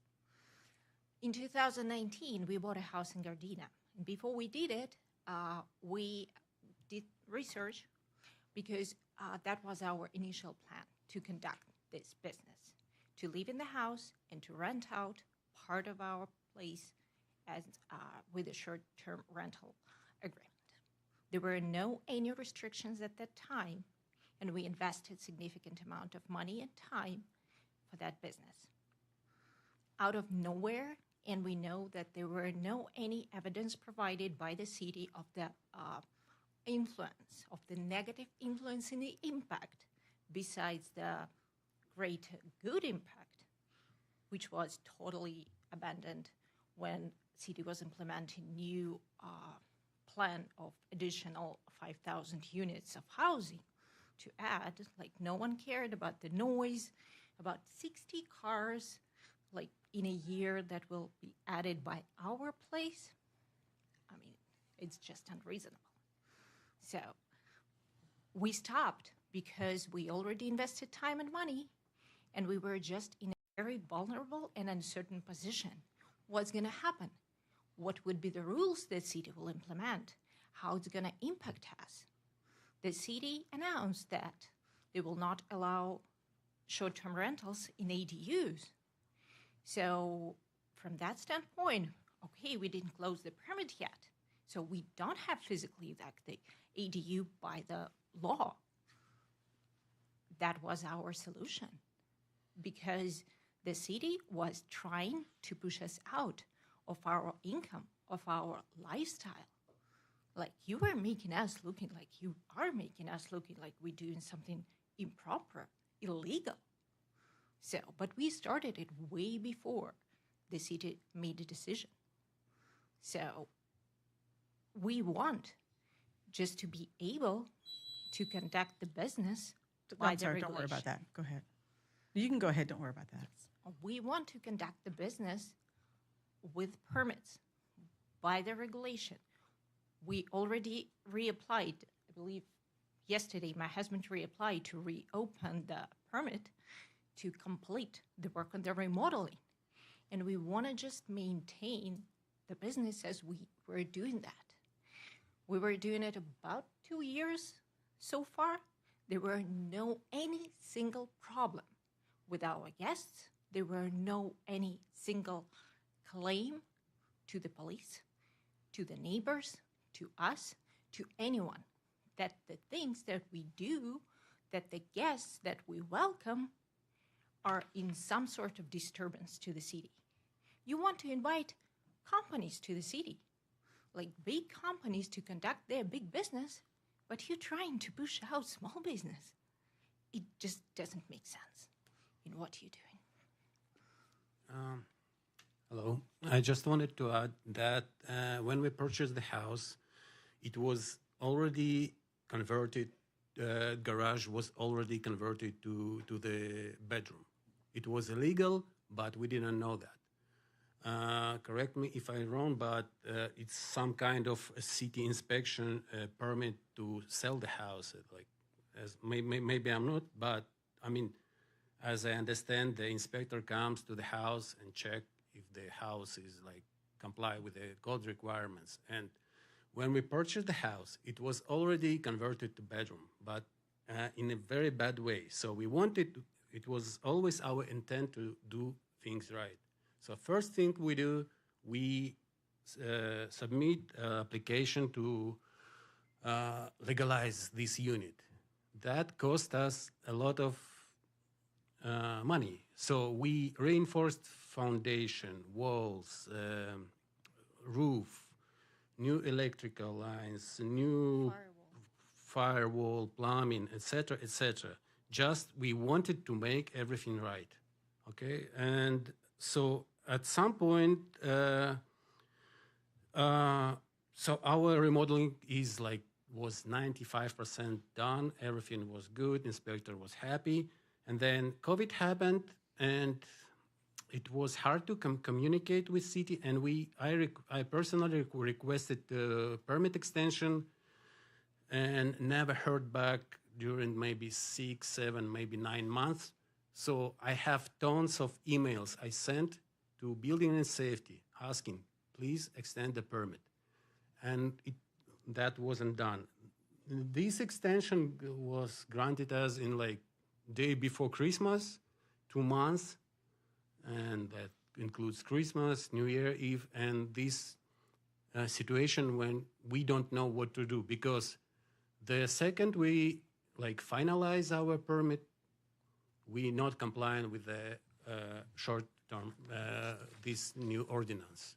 So actually we didn't know what to do. So maybe we have to, to convert it back to garage. And I mean, the reasonable solution, I understand that there is an ordinance, it's already adopted and all this stuff, but if the city allows developers to change the zoning, change that, because it makes sense. So it doesn't make sense to me, to anybody, to convert that units that existed for 20 years, then was legalized, to convert it back to garage, to be able to do this business that brings us 1,000 to 1,500 per month. So, I mean, I understand the ordinance is ordinance, but we can't comply with both, with ADU to finalize an ADU permit and to be able to home sharing. So I'm asking you to find a reasonable solution for us. And I would like to ask how many permits were issued for home sharing? I believe it 10, maybe less. So it feels like this ordinance is it's very personal for 10 people in city of Gardena. And I mean, if it's personal, so let's make it personal. Review our case and make a good decision. Thank you. Okay, at this time, we're going to let the city do a redirect of its witness. I have nothing further. You have nothing? Okay. The appellant, is there anything additional you'd like to? Nope. No? Okay. Does the city have anything else? If not, no, you have nothing else? Okay. I know you guys feel like I don't say feel like, but you've kind of already presented your case, but this is the official time that you can present any additional information you have as far as witness, evidence, or anything of that matter. So at this time, I also want to notify you that we joining the court case filed by Maria Weisman towards the ordinance that been adopted by the city. Okay. Madam Mayor, and I have to instruct the council, you are not to comment on that matter. It is ongoing litigation. Okay. Anything else? Probably that's it. Okay. Hope for some reasonable decision. So previously you did have a question for, I believe, for the director, as far as you want to know how many permits were issued. I guess at this time you can ask that question as far as the home sharing. We have issued 0 permits as of today. We received 13 applications, and they're all going through review. Okay. How many applications you estimate, how much permits will we have at the end? I don't have an answer for that until we go through all the applications. Okay. So my next step here, I'm supposed to allow the city to, is there anything you'd like to rebut that the appellants have already stated? No. Again, the city's decision was based on 2 expired permits, Okay. and that is the violation of the Gardena Municipal Code. If I may add, Yeah, go ahead. You get the opportunity I now. explained why they expired, because we tried to reach the city many times and for permit extension, and we clearly understand as soon as we complete this permit, we will not be able to apply for. So it's situation, and we don't see like any resolution for that for us. Okay. That's what we're asking. Okay. Okay, that being said, you have anything else before I bring the city back up to rebut anything you've stated? Anything else? No. Okay. So, Greg, we now, I'm just following my list here. Is there anything additionally that the city would like to present as it relates to anything else you'd like to rebut regarding this? No, I have nothing further to present other than, again, reiteration. The basis for denial was on 2 expired permits. Okay. And one more time, the appellant, nothing else you'd like to rebut at this time? Okay. Okay, thank you. Again, I'm just following my list here. Let's see. So right now, we'll hear from any members of the public on this item. Deputy City Clerk, do we have anybody from the public that wishes to speak on this here? No, we do not, Madam Mayor. Okay. With that being said, we're going to now turn to the council for any discussion and ask any final questions for the party, if any remained at this time regarding the testimony and evidence already received. Noting what the city attorney mentioned, what we will not discuss, keep that in mind as well. So I'm opening it up to the council. Any comments or questions? Anybody? Okay, Councilmember Francis. First, Madam City Attorney, what are we not to discuss? There is currently a lawsuit by Ms. Reitzman against the city of Gardena pertaining to the ordinance that was adopted pertaining to home sharing. And I believe the appellants tonight have brought up that issue, that they will be joining that action. Okay. And so as it pertains to that lawsuit, you cannot discuss that. Okay, but I can ask other questions. Yes, ma'am.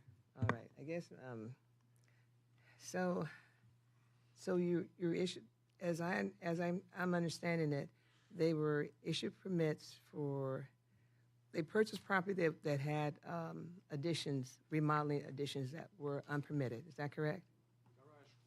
The garage. You know what, sir, if you don't mind coming to the microphone, just that way it can be heard by everybody. Go ahead. Garage was converted to the bedroom, and it was unpermitted. Yeah. Unpermitted when you purchased the property? Yes. We do have photos, confirmations, Okay. from the listing of the property. And so when you went to apply for a home sharing permit, that's when you discovered that the garage was unpermitted and no? No, we initially wanted to legalize and make everything by the construction codes and regulation. We applied for the permit first to conduct the conversion. We invested significant amount of funds and time. So we changed the walls. We did everything by the code, and most of the work was done. I think might be by 95%. Everything was done. So, and at that very moment when we were moving towards the conclusion of the remodeling and closing of the permits, the ban came to the scene. And we were put in a very vulnerable and in a very strange position. So, May I add, please? So we discovered that this conversion was unpermitted because I was handling the permitting, and firstly, I submitted the just kitchen remodeling. And then it appears that we have unpermitted bedroom, and then we extended the permit application to conversion garage to ADU. Yeah. And so I understand that during this process, there were inspections. I guess you were, going, maybe getting a permit to add windows or a permit to do this, step-by-step type of yes, we arrangement. we received, we applied initially for kitchen in the main house, for remodeling of that. And then when we received the plan from the city of the property, it became obvious to us that on the plan, it is a garage and not additional bedroom. So that's how we discovered that the conversion was not legalized initially by the previous owners. So we applied for the full permit to convert it correctly. That was before any sort of discussion by the city to ban the short-term rentals. That was like more than a year in advance of that event. Okay, And so- then in August, September 22, like I believe if there were no that ban ordinance initially discussion, so we would be done by the new year of 22, like everything should be done on our end and permits should be closed. That was our initial plan. Okay, so I heard along the process you had permits were expired. When you applied for a permit, how much time? How long was the permit good? It was So permit was issued. I don't remember but I remember when it was a time to 1 month before expiration, I started to email to building and safety. It was a COVID. It was not walk-in, no phone answers, so just emails. And I emailed, and never had a response. okay. So you applied to get permit reactivated, and you were granted a 2-month extension in order to get. Now, along this process, were there inspections for any of the property were any of the remodeling completed, and you got an inspection that said you're okay on this end? Yes, Okay, so- most of the notes that we got from the inspector who was visiting, so it was a work in progress while the permit was open and we were in the process of remodeling. So that was before September of 22. So we had inspector coming out on regular basis, requesting their visits. They were giving us what need to be corrected. We were working towards that corrections. They were issuing finishing something new. They were issuing new notices, but that was a regular work in progress on any construction zone. Okay, so and during this process, that's when you apply for a home sharing permit. No, home sharing ban came into the play way after.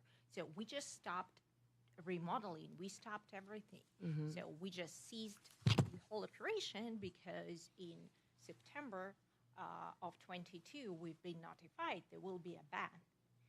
Then it was okay, it will be not a full ban, but we don't know what form of ban or regulation that will be. And that discussion was going for a year. That's when the permit expired, and that's when we were not taking any actions on continuing up the work because we have no certainty. So there were a lot of talkings, and almost from the beginning of discussion of the new ordinance for the home share rental,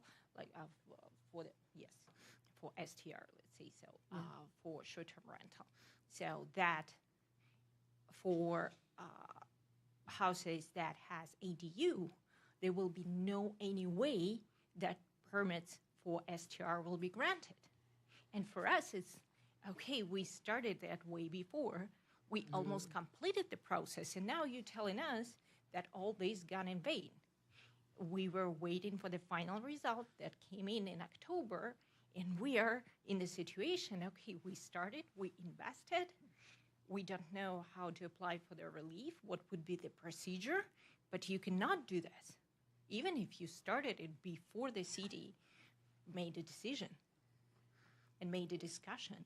And it we were asking for this, why we cannot do even a room share of our house if we have ADU. And if we will finalize the work on ADU and get it permitted and everything will be done by the law, then we are most certainly cannot do the STR. Okay, I'm just trying to, I was trying to follow the timeline. It was a little bit because things happened, and then I guess there was a moratorium on short-term rentals, and then you stopped the work, and while we're trying to figure out what we're going to do from our end, it expired, and the permits expired while the discussion and then about once the you ordinance got notice, you couldn't do the ADU anymore, so So you decided to go home sharing or because the ADU? We're still cannot? uncertain what we can and what we cannot. Okay, so that's where you are right now. You're not quite sure what it We- is you can do? Yes, we applied for the license to get the license with the city. So, and we are still in an uncertain position, like with But you if we will denied complete because of- and close the permit, then we will go against the regulation on STR. If we will continue going with STR, we cannot do that because the permit is not closed. Do we need to convert the garage back to the from the bedroom to the garage to be able to get this additional money? It's Yes, you're just not clear about exactly where you said what you call an ADU. You're not clear about what you can do with the property, even whether the permits are expired or they go Yes. forward or you renew the permits. You're still not quite clear. We are because ready to renew the permits. We, like my husband actually yesterday applied for the extension of the permit. We want to complete the work and be legal and get out of that So when you went violation. went back to community development, did they tell you this is where we are? Is there anything, did they advise you anything you can do to kind of remedy where you are, or it was just like a flat out no? We don't have information on any sort of relief or remedy or anything. So we are in a very high uncertainty situation. All right, that's what I was kind of confused on. Yes. There was no recommendation about what you could do or could not do? There were no any recommendations, just a denial. All right. I have a question, community development. So I keep hearing about all these unanswered emails that were happening. So we didn't respond back to them at any time when they had all these questions, or? Excuse me, Madam Mayor. Yes, no, there was some email communication going back in September of 2022. Okay. And then at the end of 2022, September 21st of 2022 was the last email communication with the applicants. And then they started back up in December of 2023 asking for the extensions, which is when we gave them a 2-month extension to finalize the project. Okay. And then also, I guess the question is, was it ever made clear that you can keep, that whatever renovations need to be done to complete an ADU, that was okay versus if it was going to, it was unfor sure as far as short-term rentals? I will defer to the director on the short term, but based on the building code and the building permits that were issued, we were going to allow the ADU to be finalized and the remodel to the kitchen, Okay. to the main house. So we were going to allow that, which is what the extension in December of 2023 was for 2 months, as they were given plan check or inspection corrections back in October of 2021. So they've had 2.5 years to address those the inspection corrections. Okay, because those are two different things. We're talking about just for the ADU as far as getting this in compliance. Yeah, that's Completely correct. different from the short-term rental. Thank you. Yeah, that's correct. One other question I have. So when I'm looking at the property address, I think it's 14408 and then 110 on there. So the 14408, that's the front house. The 14410 is referring to the back part, which is the ADU. Is that my Which is the understanding? garage conversion to an ADU. And That is that, correct. are they're But attached or separate? They're actually attached. Okay. They converted the garage, an attached garage, into an ADU. Okay, so that's why they're the two addresses. Okay. Yes. Okay, perfect. Thank you. There's a question I think that you were going to answer, Greg, regarding the, did you make them aware of the differences between ADU versus the STF? Short-term rental. I don't know why I'm drawing a blank here. As far as two different things going on, what you're doing with the ADU versus what's happening with the short-term rentals. Yeah, staff never provided any guidance to an applicant on what they can and cannot do. This was just an application that paid for a plan check fee back in 2021 Okay. For an ADU garage Okay. conversion and some renovations to the main unit. Okay. That was going through the process. And the decision is based on that our ordinance states that if there are municipal code violations, that the short-term rental application would be denied. If the applicant would like to consult with staff, I don't think it's our purview to give them business or advice, but by reading the ordinance, I believe what they're referring to is state law back in 2017 stated that any ADU could not be used for short-term rental, or their exact words is anything less than 31 days. It could not be leased for, and that goes for JADUs also. Okay. But that was a state law in 2017 that the city adopted. Regardless of the city adopted it or not, municipalities have to enforce that. So that was already enforced in 2017. Okay. So a question I have for you. Oh, I'm sorry. Give me one more question. So question, do you live right now in the property at 14408 right now? We do. You live in 1448. Okay. So right now you just want to rent out the back a room unit. we want to rent out, the initial idea was to rent out the ADU.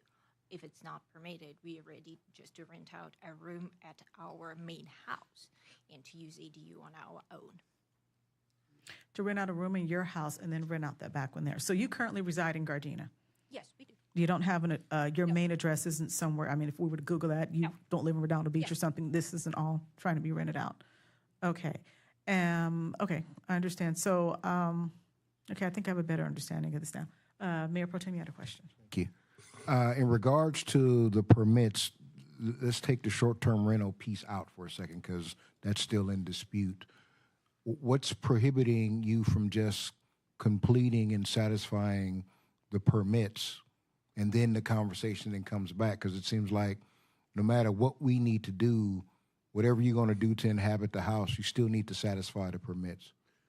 Yes, and so we, as it was discussed many times during meetings, public meetings here, it was told that in case there was some investments, the city will allow some relief period, right? And I'm trying to explain. So we trying just to understand what to do and what to do best for us. Maybe I will convert this ADU back to garage. Because we technically we don't understand what do we have. So to make all the changes to become comply with the code and to close the permit. So we need just a very short period of time. Actually, we need maybe to know about that in advance and need maybe a month or two of work to put into that, and then everything will be in compliance with the codes and we will be able to close out the permit.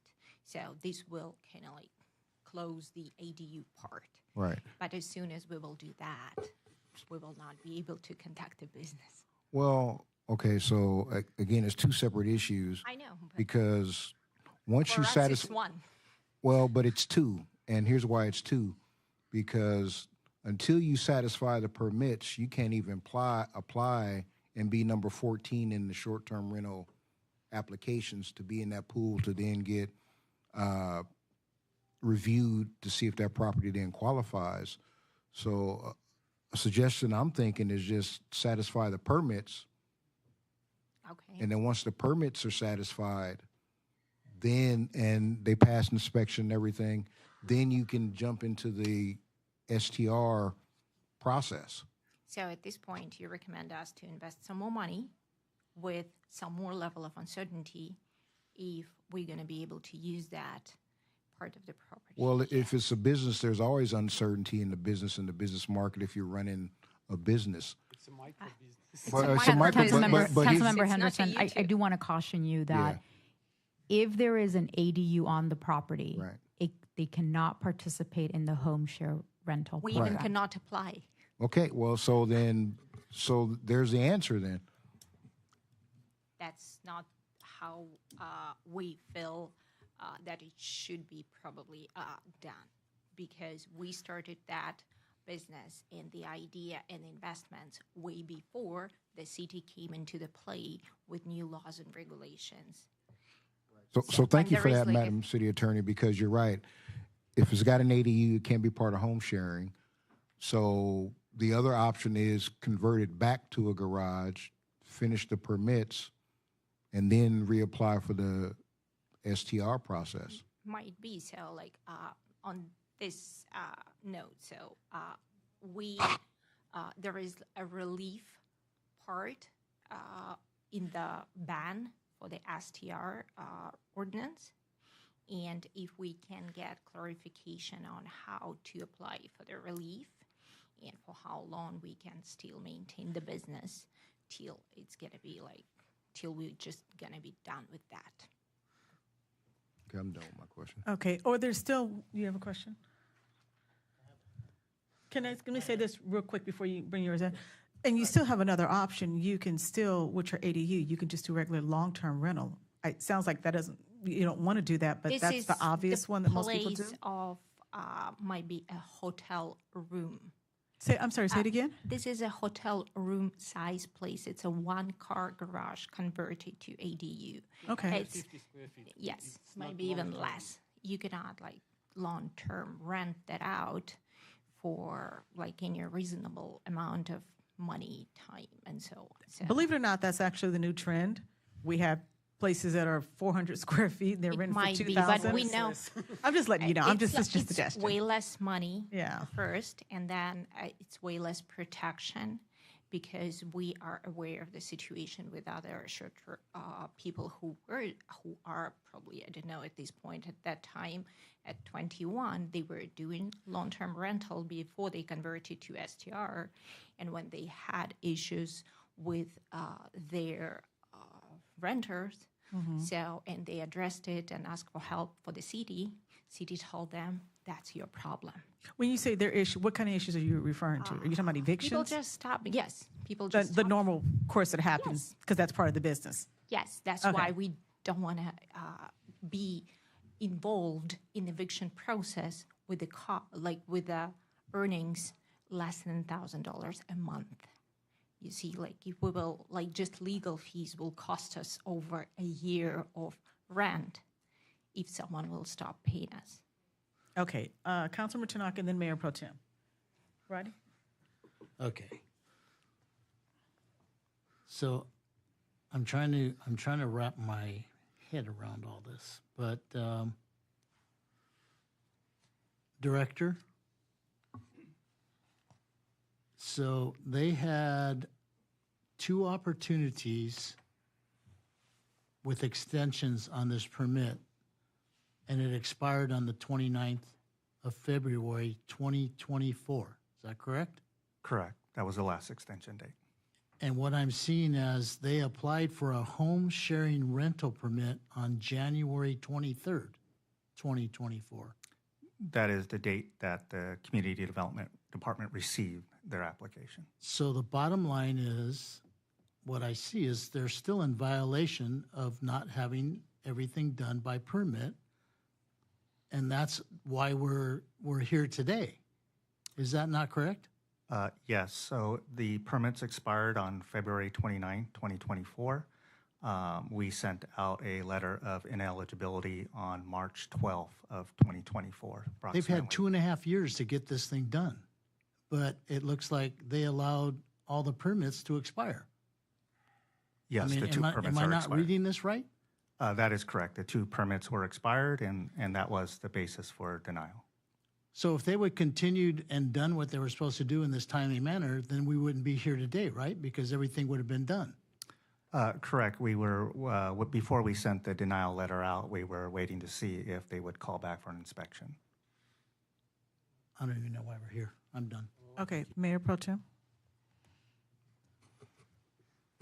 So we stopped the work on completing the permit because you were, including you personally, were issuing a bond towards what we do. So you gave us, like you put us kind of like between, you cannot do this if you will finish this bylaw, and you cannot do this if you will do this bylaw. You understand, like the situation? If we will finish the permit, we cannot do STR. if we cannot do STR, we don't have money to finish the permit. We don't have the opportunity, and we don't have a need for that ADU like to exist. So to me, the answer is right there. Just stop doing what you're doing, and like, because we don't like STR. That's the answer that we hear from the city. Well, the ADU is going to prohibit you from having the STR anyway. Exactly. No, we don't want to STR ADU. So I have like 2 daughters who want to live like, a bit independently, and ADU fits them perfectly. So then finish the it's- permits. But We plan to rent a bedroom in our main house for short term, not the ADU. I understand we want that. to have the ADU. But you and still have to finish the kitchen remodel because somebody's going to be there and they're going to want to use the Yes, kitchen. I totally understand that. If we would have the, we will finish that. So we just don't know, how to be with inability to short-term rent a bedroom in the main house, not the ADU. Right. So I'm off the ADU right now. So what I'm saying is, for you to rent the room, you still need to have an operating kitchen. Yes. So let's forget the ADU permit for now. Okay. If you completed the kitchen remodel, that allows you to rent the room. Yes. And then from renting the room in the main dwelling. No, council member. No? If they complete the ADU, the ordinance prohibits any home Short-term sharing, rental any in the home house. sharing. That's right, that's right. I forget Anywhere that. on the I ADU or forget in the that. house. Right. That's what So I'm saying. That's if why the we are in garage this is position. converted to a Right. garage, then they would qualify because there's no ADU, There's no ADU on the premises. Right. So, right. Thank you for that again. I keep forgetting that part. So the solution is either make the garage a garage again. And we don't have room to Right. rent out Or because kids live there. or then finish the kitchen and skip the whole short-term rental thing because that's not going to be a path. Okay. So that's why we are here. We're asking for like solution for us, for relief for us. Like give us. So I think we've shared the relief. That's the remedy, right? The remedy is finish the permits, at least the kitchen permit, and then you got a fully functioning house.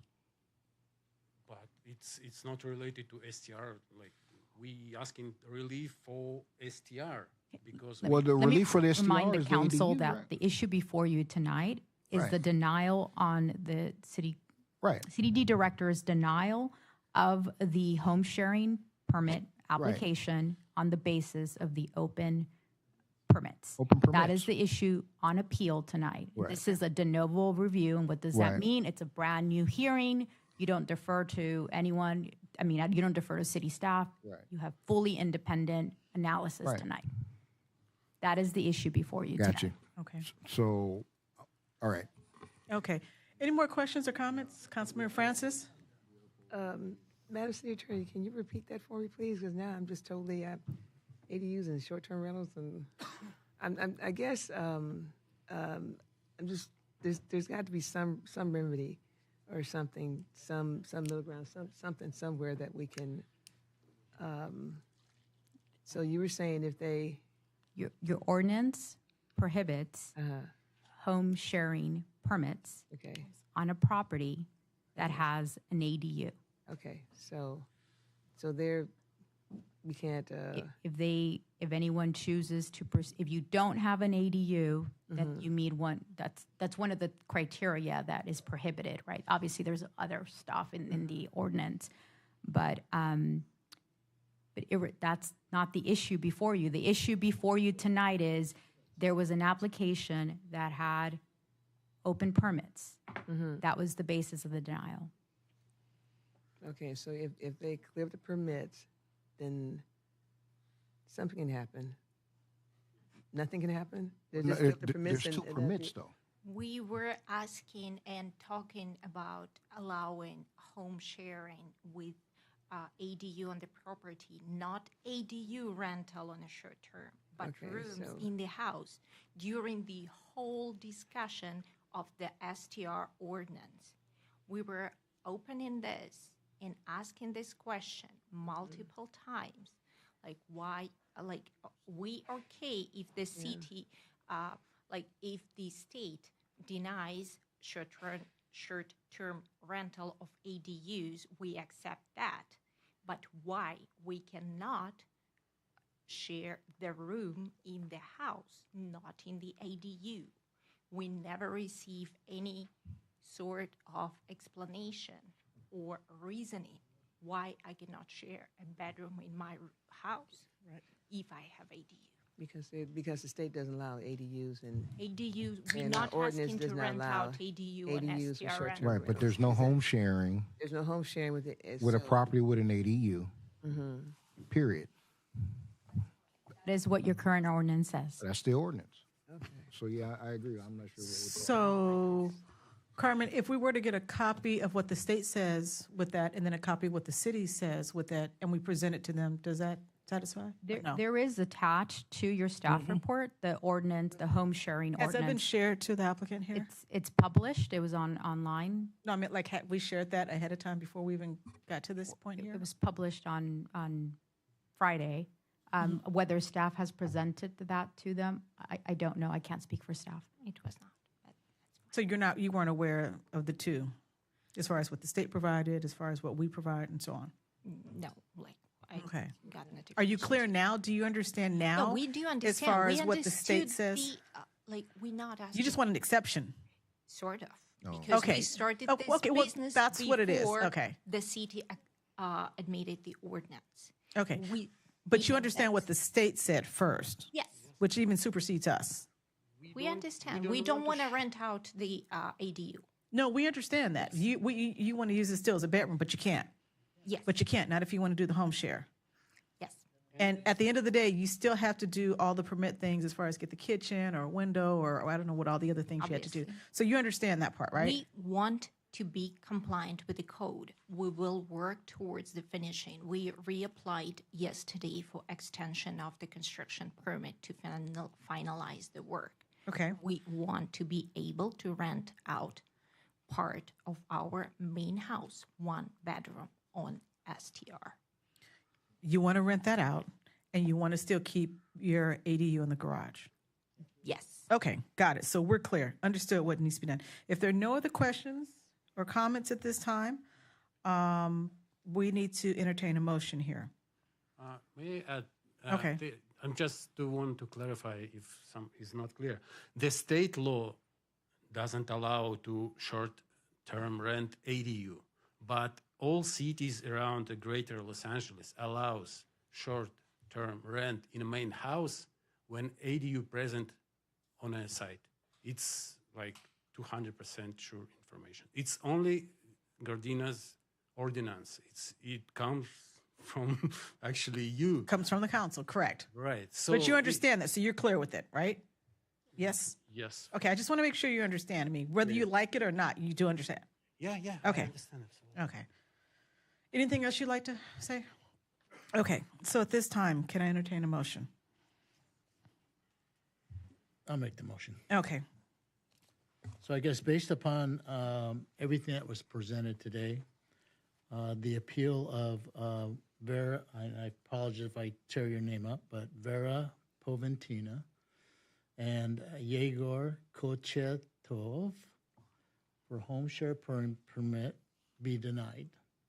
And the motion to deny is based on section 5.76.040 of the Gardena Municipal Code, specifically section F, which states that no home sharing permit shall be issued to a dwelling unit with a pending enforcement action by the city for violations of this chapter or any provision of the municipal code, and is additionally based on the ground that there is work performed at the dwelling unit located at assessor's parcel number APN 4062-010-001 and also known as 14408/14410 Van Ness Avenue, and that is unpermitted,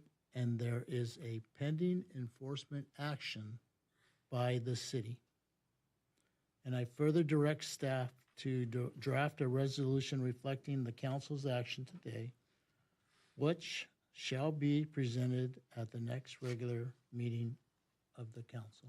Okay, so there was a motion made here for denial. Is there a second? I'll second. Okay. Deputy City Clerk, there was a motion made by Councilmember Tanaka and a second by Mayor Pro Tem. Will you call the roll, please? Councilmember Tanaka? Yes. Mayor Pro Tem Henderson? Yes. Councilmember Francis? Question here. So this is just going to now. To deny. I know. Oh my God! I'm just trying to be clear here and trying to be fair to a property owner.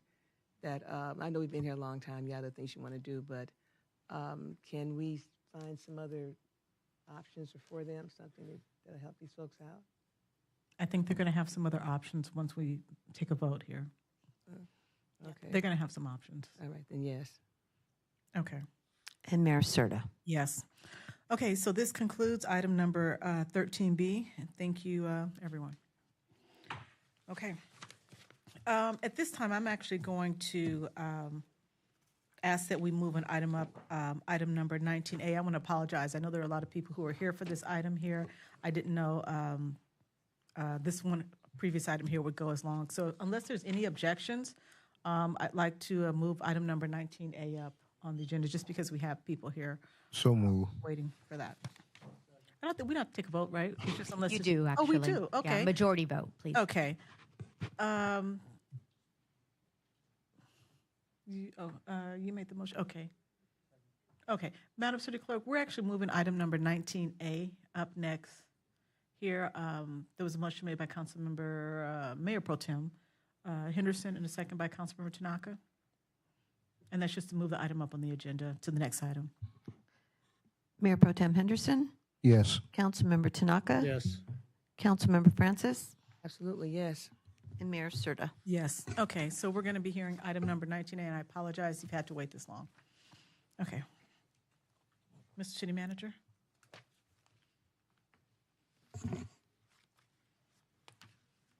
Mayor Serta, members of the City Council, agenda item 19A is resolution number 6664, a resolution of the City Council of the City of Gardena, California, in support of an enduring ceasefire in Gaza.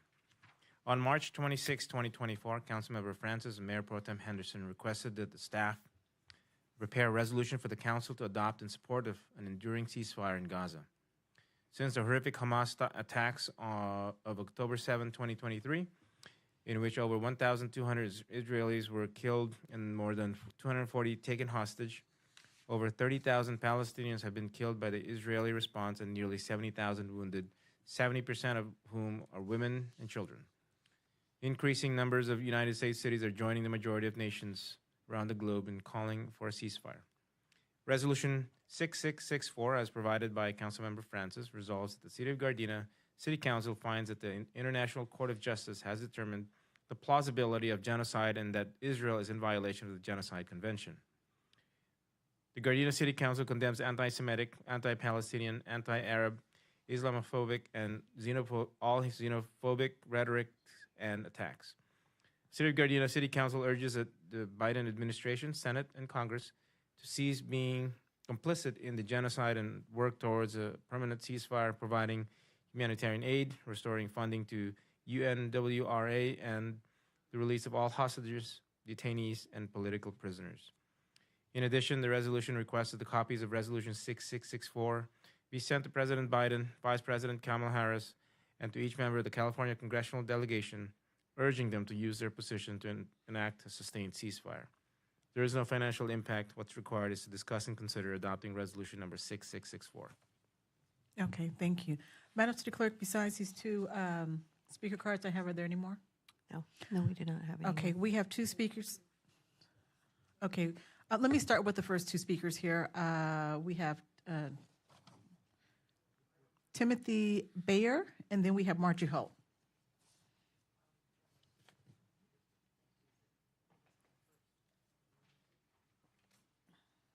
We'll start with Timothy first.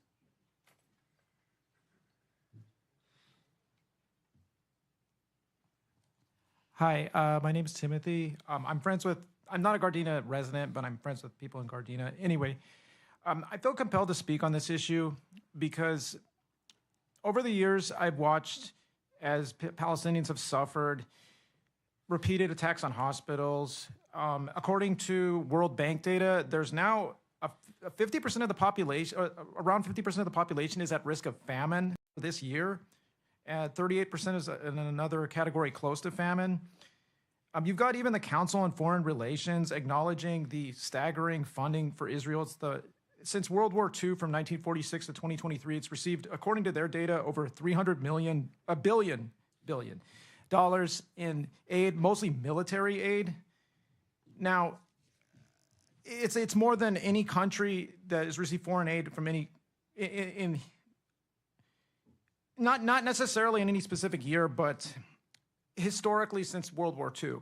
So what I'm saying is that I think regardless of which side of the issue you're on, I think that we don't want to live in a world where we can't have nice things, where the State Department is just overthrowing every country, destabilizing every region, making it not possible for people to live in peace.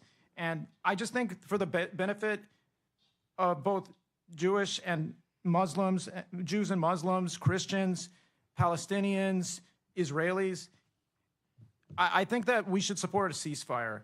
And I joined Jewish Voice for Peace after years of wanting to join it. I just think that if we want to focus the United States internationally in a positive way to uphold the values that I think Gardena does believe in, I think we should support a ceasefire.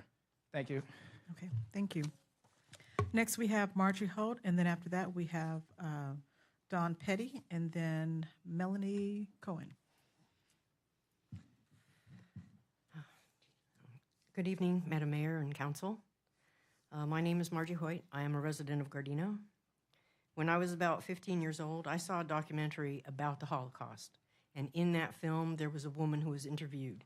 And her experiences, she related. But what she said at the end of it was, it doesn't matter what race you are, what nationality you are, what religion you are. What really mattered is that they were all human beings, and the human beings should never be treated this way.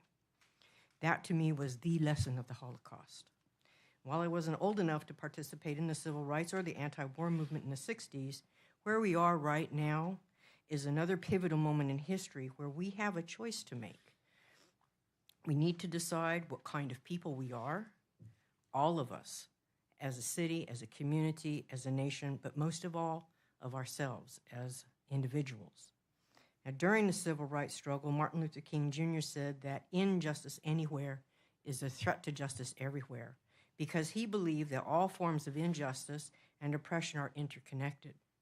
If we tolerate or ignore injustice anywhere, it undermines the fight for justice everywhere. I would like to think we would stand on the side of justice and human rights for all people everywhere to live in peace without fear, including in Gaza and in Israel. Given the South African case brought to the International Court of Justice on the plausibility of genocide in Gaza, I would like to be on record personally as saying that never again means that this should not and must not occur on our watch, in our time, that our country must cease being complicit in it. And in conclusion, I would like to share a poem that I use every year. It's a Christmas poem written by Jay Howard. And it says, I have a little vision of the world. It isn't much, but in it, beauty shines whenever earth and people touch. There's laughter and there's music, and the trees are standing tall, while the creatures whisper stories of the one who made us all.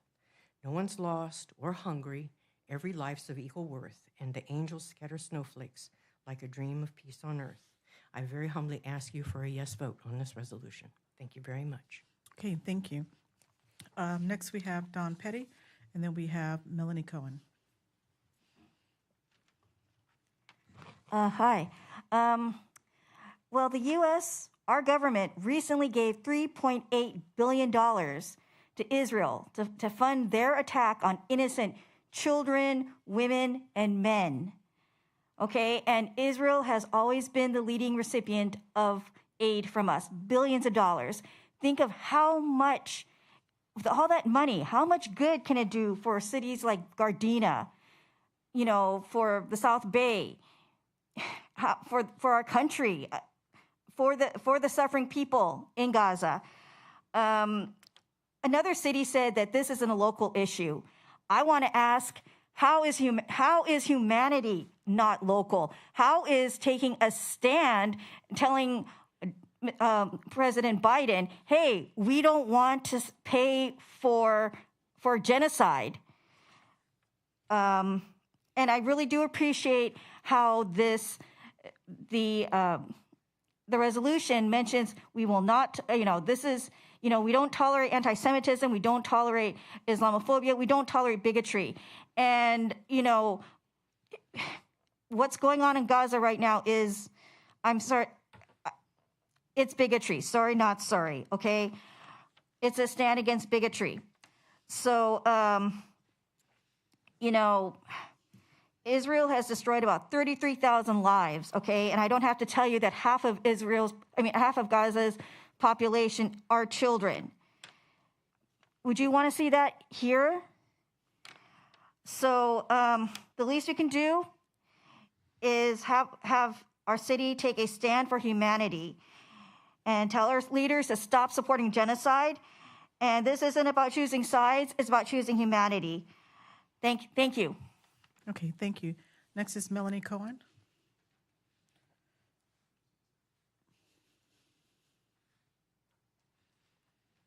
Good evening, Council. Good evening, Mayor. I am here as a resident of Redondo Beach, but I'm here to support the resolution because it's a fine one.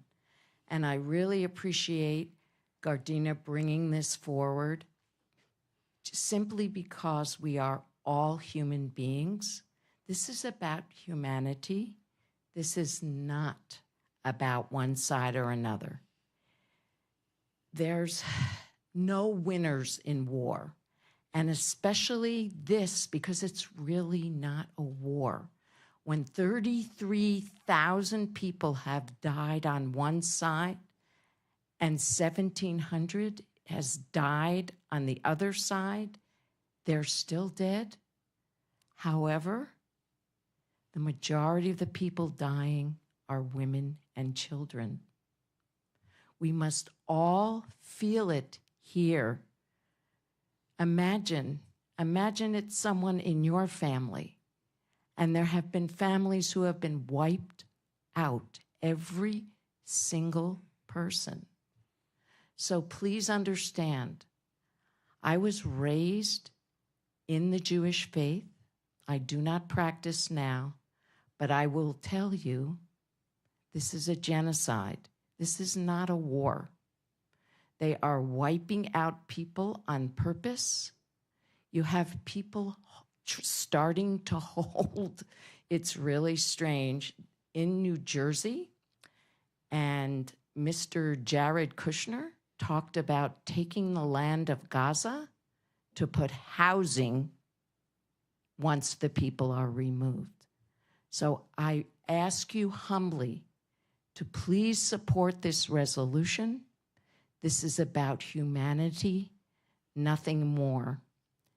I am also a member of a group called Code Pink, which holds vigils, sorry, I can't talk, I'm a little nervous, every Friday from 5 to 6 in San Pedro in front of the Vaughns, and every Sunday in Redondo Beach in front of the South Bay Galleria.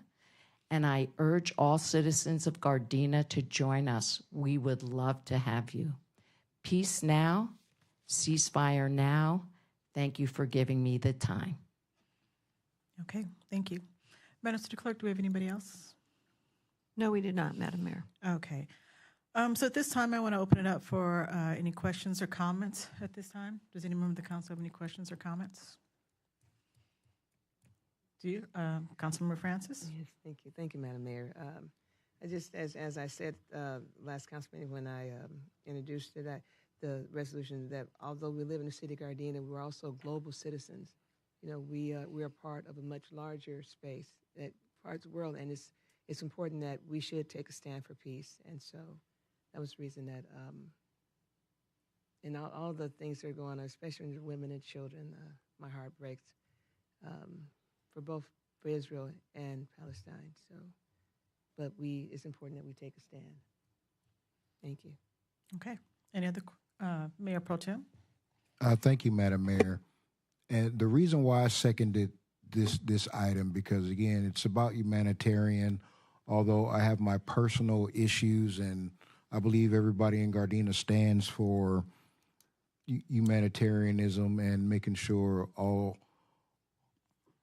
issues are kind of resolved around it. There's a lot of issues going on around the world. There's Haiti, there's the Democratic Republic of Congo, there's Rwanda, there's still issues going on in Ukraine.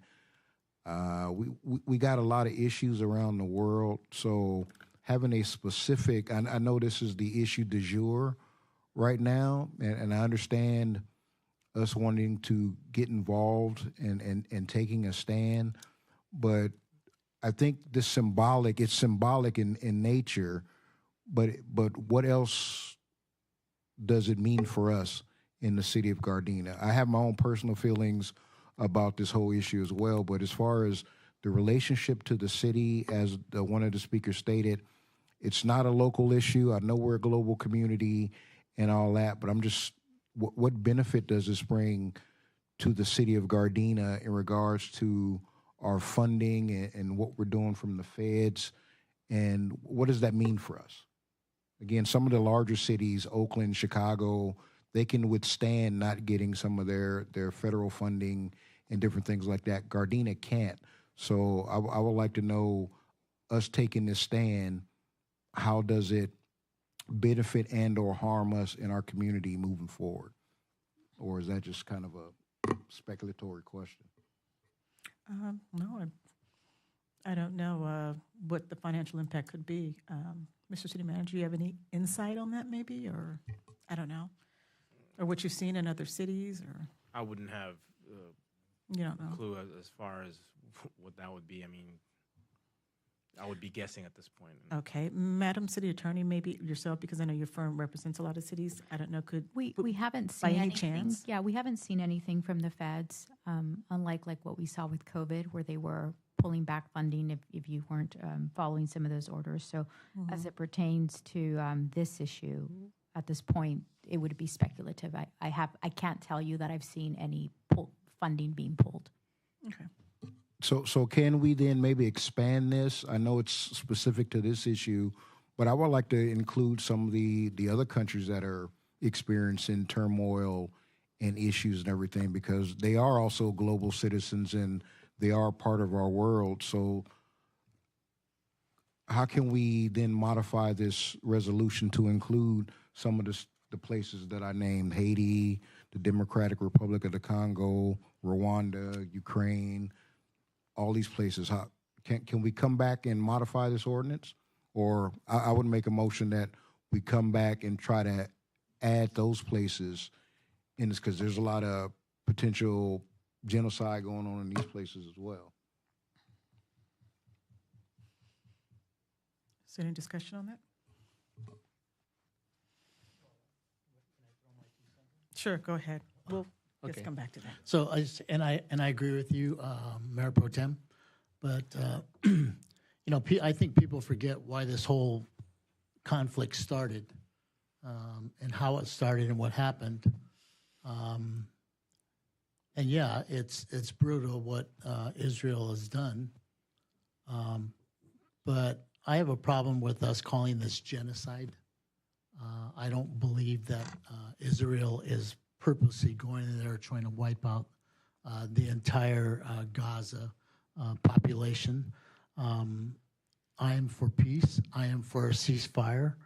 I am for us taking just a paper stand saying, yeah, we disagree with what's going on, but I will not stand and approve and vote on this if genocide's used in this proclamation, because it's what's the word that's using? Plausibility. So you give me proof that it's genocide, and then I'll say, okay, genocide. But other than that, I'm not going there. Okay. Any other comments here? No. Just Okay. one more. Councilmember Francis. In this resolution is not perfect. Of course, there are other countries that are suffering. Haiti, the name, some of the ones you named, also. But right now, we're just asking for basically the resolution just asks for a ceasefire. That's the bottom line. Just a halt, just stop, so that conversation can take place around bringing peace to that part of the world, and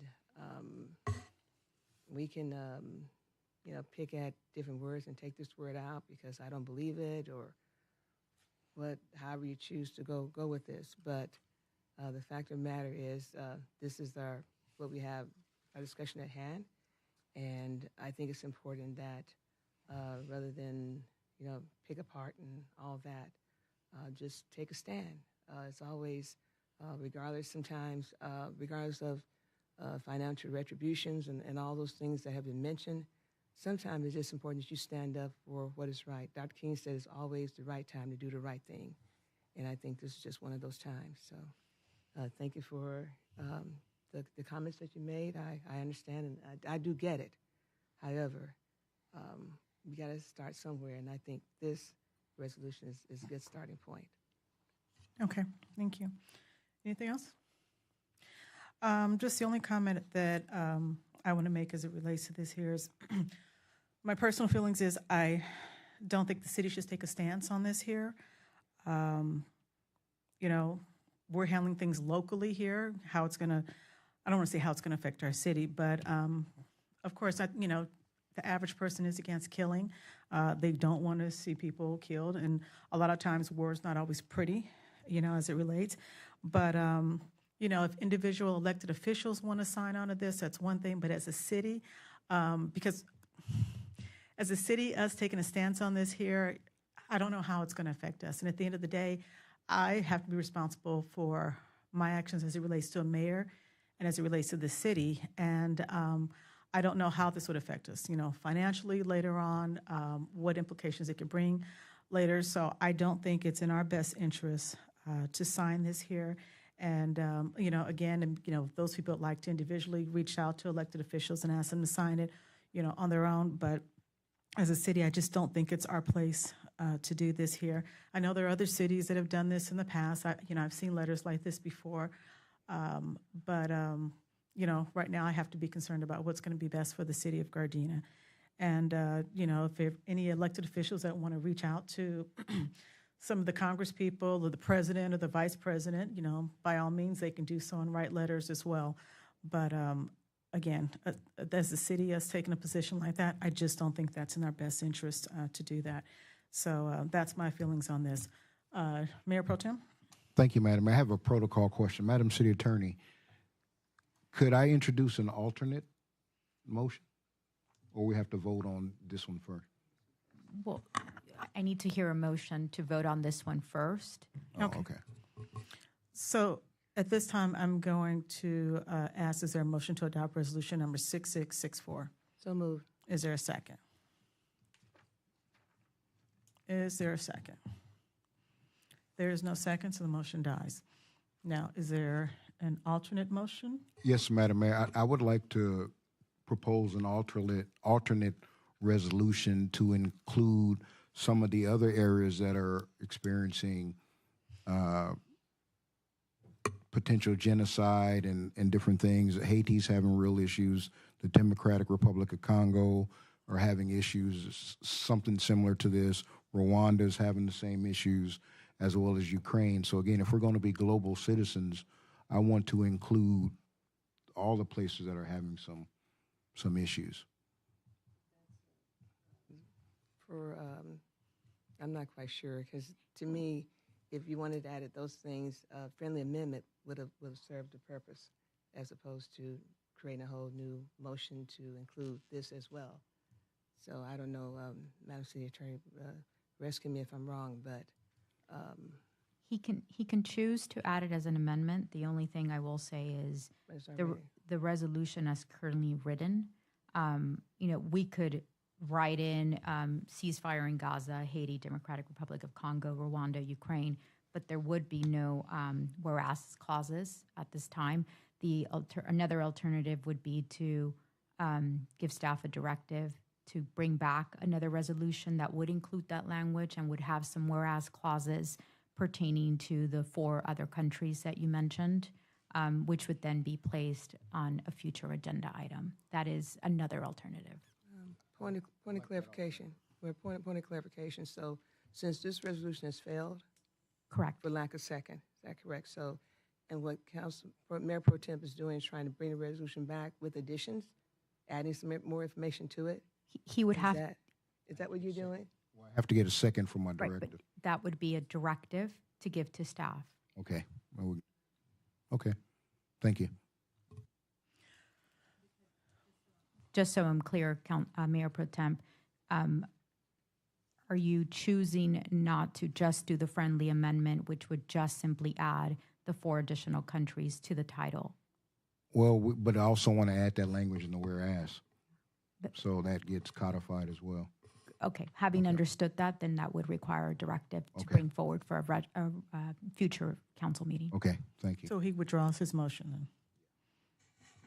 Correct. I don't believe there's a motion on the floor. Oh, I thought you meant, okay. Okay, so just for point of clarification then, resolution number 6664 dies because there wasn't a second here. Okay, with that being said, we're going to go back in the order of our department items. Item number 14A, Mr. City Manager. Mayor Serta, members of the City Council, agenda item 14A is introduction of ordinance number 1869, adding chapter 2.70 to title 2 of the Gardena Municipal Code relating to statements of economic interest and electronic and paperless filing of campaign disclosure statements. The Political Reform Act of 1974 requires the filing of specified statements, reports, and other documents. Under the Act, a local government agency may require these filings to be made online or electronically with the local filing officer of the city clerk. With the enactment of more recent legislation, AB 2452 and AB 2151, the Act requires the local filing officer to make all data available on the internet in an easily understood format that provides the greatest public access within 72 hours of the filing deadline.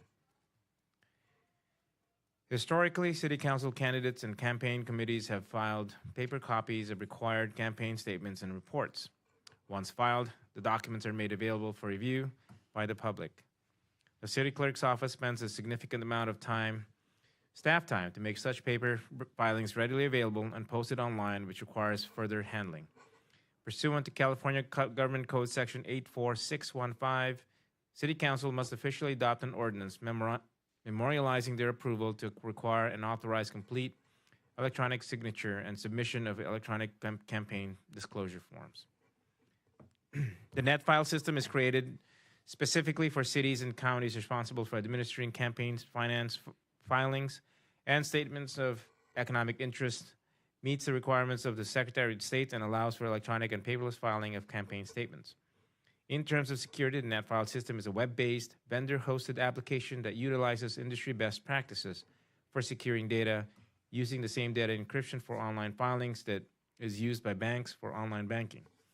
NetFile stores and backups data at 3 separate locations, creating the essential safety measures and redundancy that will allow for recovery of information in the event of an emergency or disaster. The city's data will be retained in compliance with state and local regulations. For professional treasurers that have already purchased campaign software, NetFile is able to receive uploaded data from certain types of third-party applications for electronic filing purposes. The NetFile system also maintains each filing for easy updates next year or filing cycle. NetFile does not charge any setup costs. The fee includes everything. All form changes and system updates are included as well. The costs for the Form 700 system are as follows. Form 700 paperless e-filing admin public viewing portal, $3,300 per year for approximately 115 filers. AB 1234, ethics training and add-on for approximately 150 people, $4,000 a year. Campaign paperless e-filing, admin public viewing portal, $4,000 a year for all filers. Discount for using all systems is $2,400 a year. Total for both systems, $8,900 per year, and this rate is guaranteed for up to 5 years. In order to become a paperless filing agency, the FPPC requires an initial $1,000 application fee, which will be covered by NetFile for the next 5 years. The financial impact is $8,900 per year from the general fund, and this amount, again, is guaranteed up to 5 years.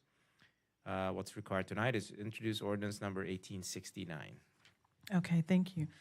Deputy Clerk, do we have anybody from the public wishing to speak on this item? No, we do not, Madam Mayor. Does any member of the council have any questions or comments? Councilman Francis? Yes, thank you, Madam Mayor. So it's just been my experience that when things like this happen, it means more work for me or for my treasurer accountant. So how is this going to make it easier for a candidate or someone?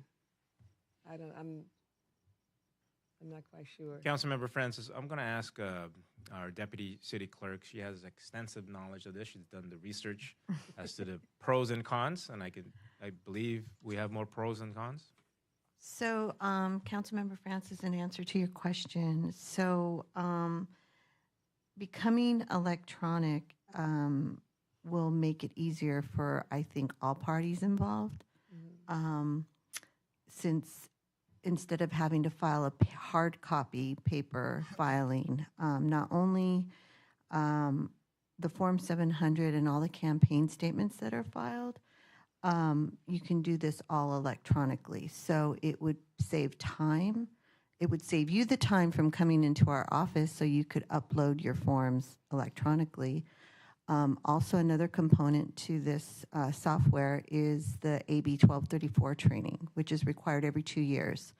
So instead of having someone come and give us the seminar or the training, you can also go to this portal and view the 2 hours and obtain your certificate right then and there. So I hope that answers your question. Yes, it does. And I just get kind of weary because in my profession, typically when things go out automated for another office, it means more work for me. I'm just trying to. Actually, it seems like it'd be a faster process. I mean, because I know you do file manually and you come to our office, and I know that's a task in itself since you're traveling across town. But anyway, yeah, so doing it all electronically and then having the files stored electronically in the cloud. Everything would be in the cloud. Mhm. Okay, that was my other question about storage. We're not using any of our storage on our P drive. Okay. All right, thank you. Mayor Pro Tem? Thank you, Madam Mayor. I just kind of wanted to attest to the goodness of this work. I'm currently using that as a COGS member to SCAG. SCAG uses NetFile as well as the COGS, so we implement all our Form 700s and all our financial forms for campaigns because you can get it electronically from your treasurer, sign it electronically, get your copy, and upload it in the training. So, I mean, it works. I'm surprised we hadn't already been doing this, so I was kind of glad that we're going this route. So it works. It makes it real easy. So I don't have to come down to I love the city clerk's office. I do. We're the best of 88 in LA County. But at the same time, this definitely makes things really more streamlined and efficient. And it actually puts the onus on the person to get their information up in a timely manner. So I'm definitely in support of this if we need a motion to approve or introduce. Mayor Pro Tem, and the bonus here is ethics training is now available online. Exactly. So that's another one less That was trip. actually, You don't have to hear us. And it's Or- saving from that perspective. You're not having to pay legal costs for the training because it's already a component. So I did recommend to the city that that is a saving mechanism as well. Thank you. Okay. That being said, can I get a motion to introduce ordinance number 1869? Okay. Second. Okay, motion was made by Councilmember Francis, a second by Mayor Pro Tem. We're taking a vote to just even introduce this ordinance here. So Deputy Clerk, will you call the roll, please? Councilmember Francis? Yes. Mayor Pro Tem Henderson? Yes. Councilmember Tanaka? Yes. Mayor Serta? Yes, so it's been introduced by Councilmember Francis. Okay, next up is item number 16A.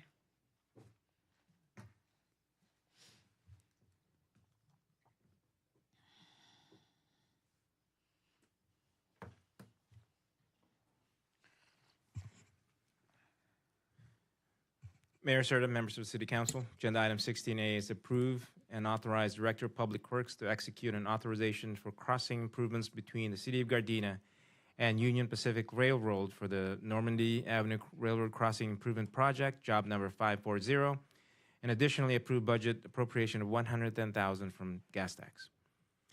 The Normandy Avenue Railroad Crossing is an active railroad crossing between 166th and 168th Streets that is owned and operated by Union Pacific Railroad, or UPRR.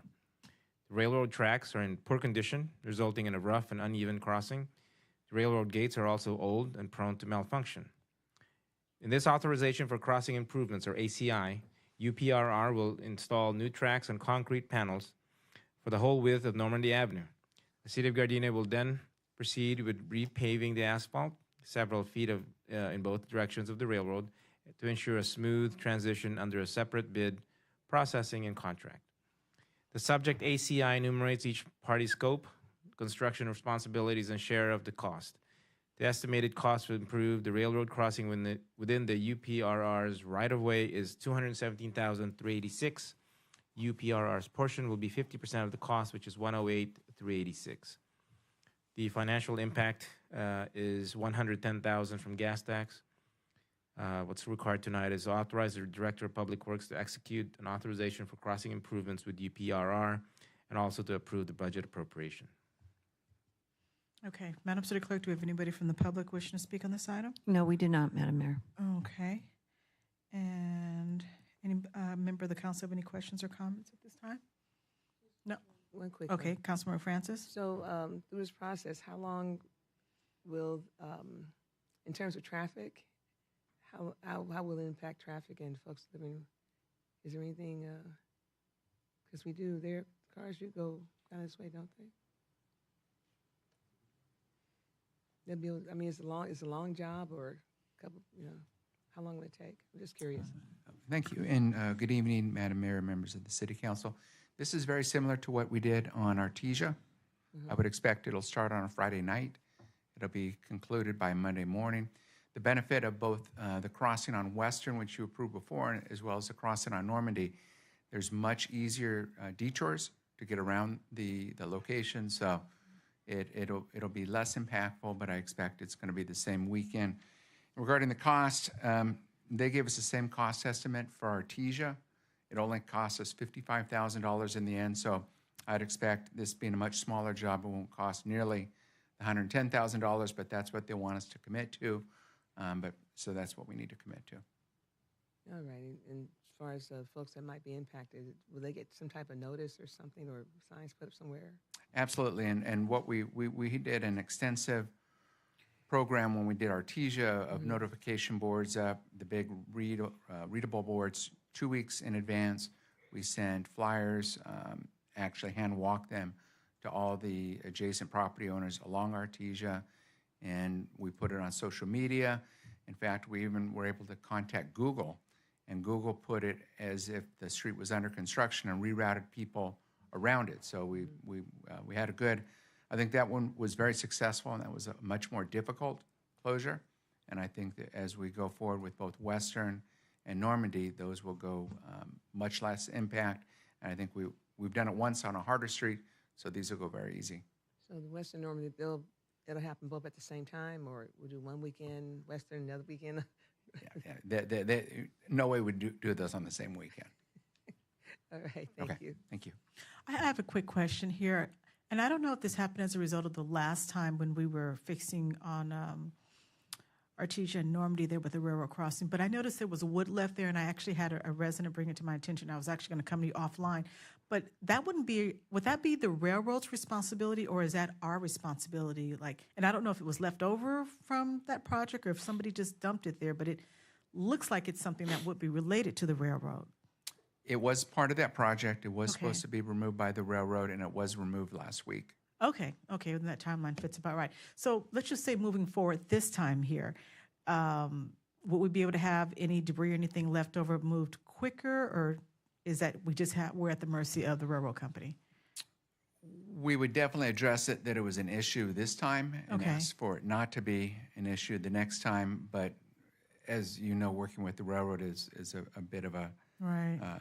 a difficult endeavor. Okay. So, but we'll definitely make that known to them that we don't want it to happen again. And that Okay, the perfect. mayor's asked to make sure it doesn't happen. Okay, thank you. I appreciate that. The Normandy one shouldn't be too bad because the railroad is right there. They could dump all the ties at the railroad. Okay. Or in the But Psalms. thank you. 110,000 is way cheaper than us getting sued for some accident. Yes. Right. Because I almost got hit yesterday. Got it. Okay. Okay, if there are no more questions, then can I get a motion to authorize the Director of Public Works to execute an authorization for crossing improvements with UPRR, as well as approve budget appropriations? So moved. Is there a second? Second. Okay, Madam City Clerk, there's a motion made by Councilmember Tanaka and a second by Mayor Pro Tem Henderson. Will you call the roll, please? Councilmember Tanaka. Yes. Mayor Pro Tem Henderson. Yes. Councilmember Francis. Yes. Mayor Serta. Yes. Okay, next up is item number 16B. Mr. City Manager. Mayor Serta, members of the City Council, agenda item 16B is to reject all bids for the Rosecrans Community Center project, Chase Building demolition phase, job number 505, and rebid the project. The Rosecrans Community Center project is currently in the conceptual planning phase as part of the city's park master plan, which will define the program and scope. Subsequently, the design and construction document phases will follow, which are likely to take a few more years to complete. Meanwhile, the dilapidated existing building and the site have been exposed to ongoing trespassing by homeless individuals, creating nuisances and fire hazards. Thus, it is the city's best interest to demolish the existing building now and eliminate these safety concerns. The bid opening was held on March 28, 2024, and all three bids were deemed non-responsive. The parent low bidder, Interior Demolition, has submitted unbalanced bid prices and requested to withdraw their bid. The second apparent low bidder, Vertex Civil, did not include any of the required CDBG bid documents. And the third bidder, Claus Construction, did not complete the bidder's declaration form and sign the certification of understanding and authorization by the required authority. So Interior Demolition came in at $227,000. Vertex Civil, $348,400, and then Claus Construction is at $479,15. What's required tonight is to reject all the bids and rebid. Okay, thank you. Madam City Clerk, do we have anybody from the public wishing to speak on this item? No, we do not, Madam Mayor. Does any member of the council have any? Okay, Mayor Pro Tem. Thank you, Madam Mayor. So, Mr. City Manager, in regards to us potentially rejecting the bids, are the bidders notified other than just saying they got to reject it? They don't get the exact reason why, or are they aware of why they could potentially be? I think at this point they're aware of what is incomplete. Oh, okay. What are the deficiencies are as far as and one even noticed it and they requested to withdraw the. Oh, okay. Yeah. Thank you. Just so for clarification for the council, the one that chose to withdraw, since it's a similar project pursuant to the code, is not allowed to bid again on the same project. Go ahead, Councilman Francis. So, is there? Because I know for some companies that this may have been their first really big project, or was there some type of training, or does anybody sit down and go over with them these requirements and make sure you do this or make sure you do that? Is there? I mean, do we normally? Is that something that regularly happens, or we just here's a request for proposal and you? So for a project this big, we would expect the bidders would know through experience, know the processes. If somebody doesn't know how to do a project bid, we probably shouldn't and would not want them to bid on the project, since they probably have very little, no experience in doing this work. I think Madam City Attorney asked my other question, would they be allowed to rebid? But I saw some things, they were like NA, N/A, and I'm thinking, I mean, I've never really bid on a project like this, but I thought N/A in big letters might not be appropriate for something like this. Some of the It's only the bidder that withdrew the bid that is prohibited, but the other bidders could rebid. So the code just prohibits that bidder that chose to withdraw their bid because basically what you don't want to happen is that they withdraw the bid, they see what everyone else did, and then they resubmit. So it's like they shouldn't be allowed that. So that's why the code says if you choose to withdraw, then you're not allowed to bid on the same project again. But and the others, The others they would could be out. They could. So the others, as you know, I mean, one of them didn't include CDBG bid documents. Now they know, then they could perhaps amend the initial bid that they had and just include the bid documents. The other one didn't complete the deck form and then sign it, and they would have to just do that, and that would suffice on the next go round. Thank you. Okay. So I have a quick question.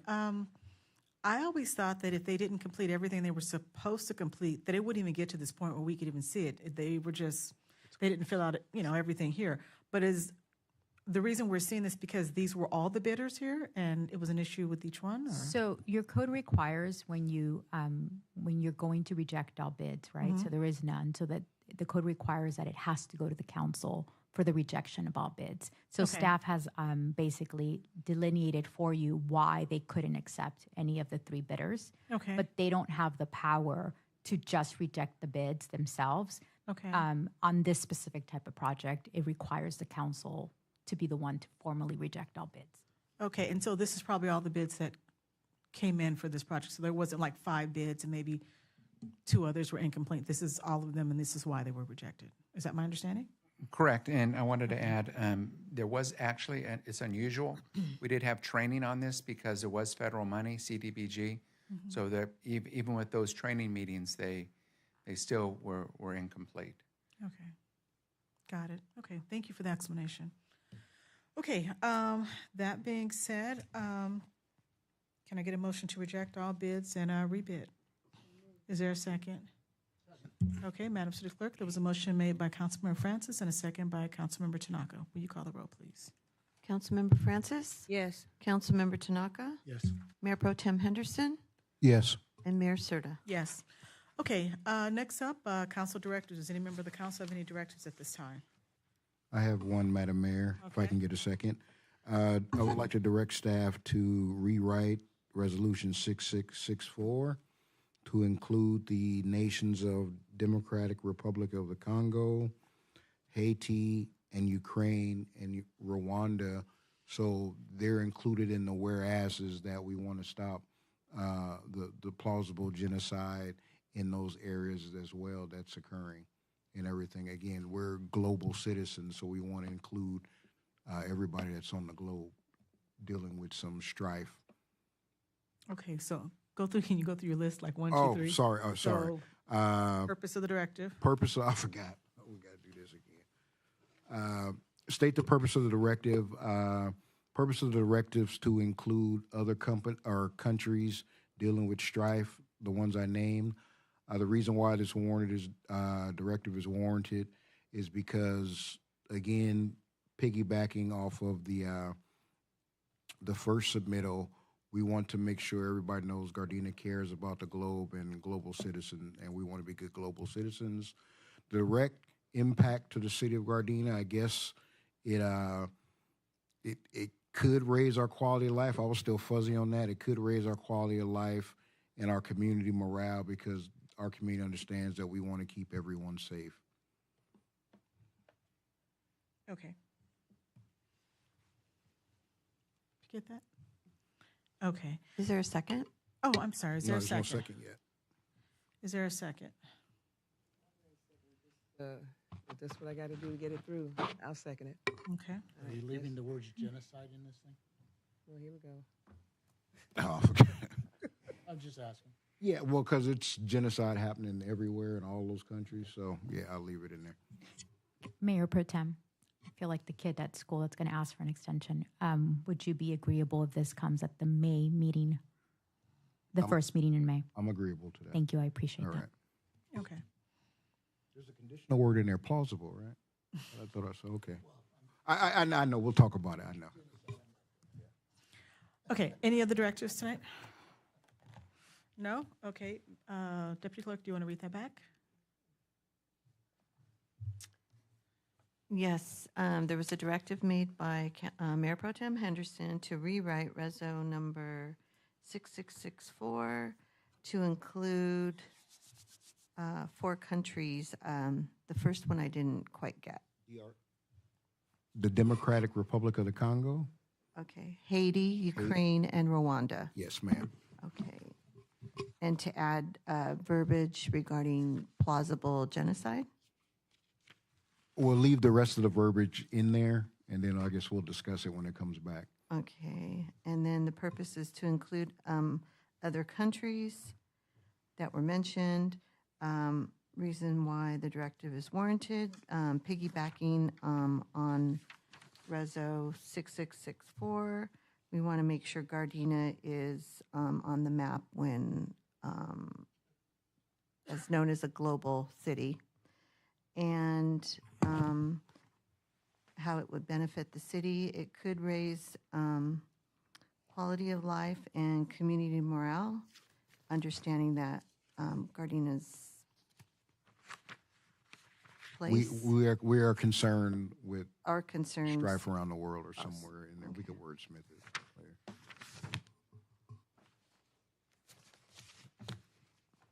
And it's been seconded by Councilmember Francis. Correct. To be placed on the agenda on May May. 14th.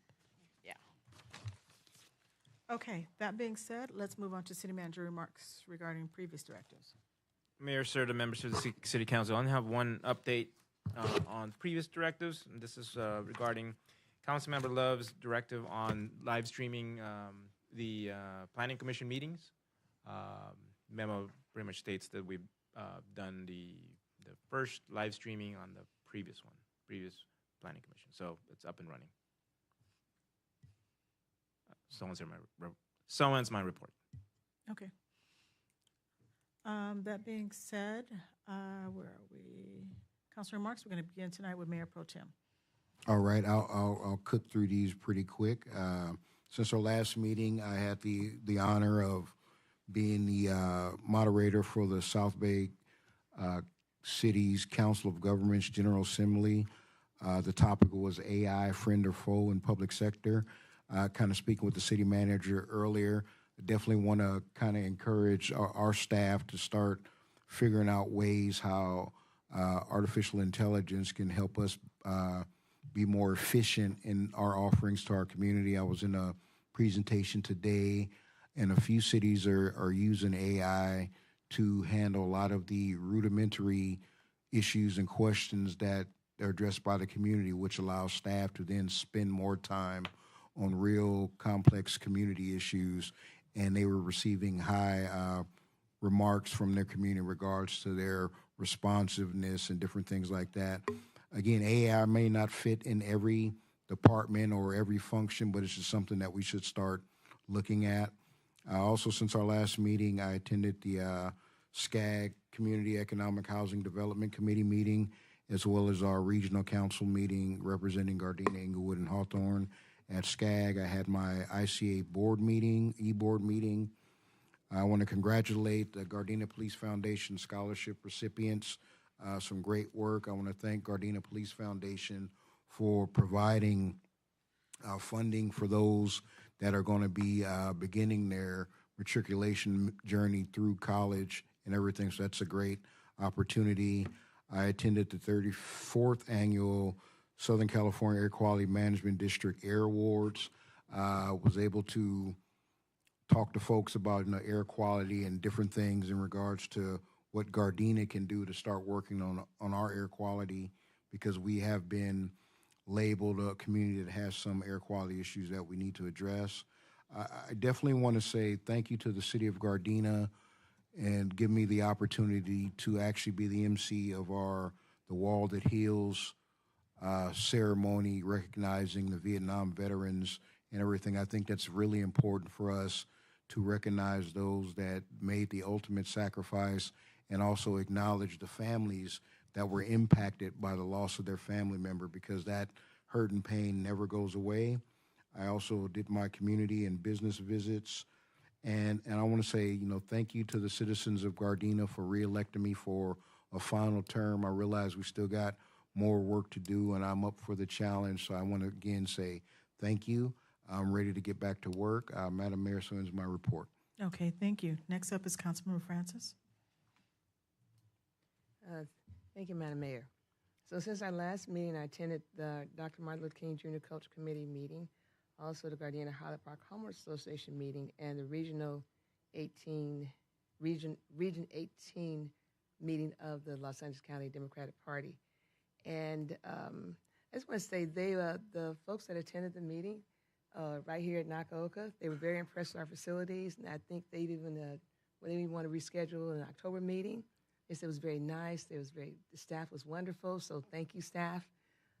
Thank you for having the room all nice and everything. And we got a lot of compliments, a lot of kudos, so thank you. And I also visited Walden Hills.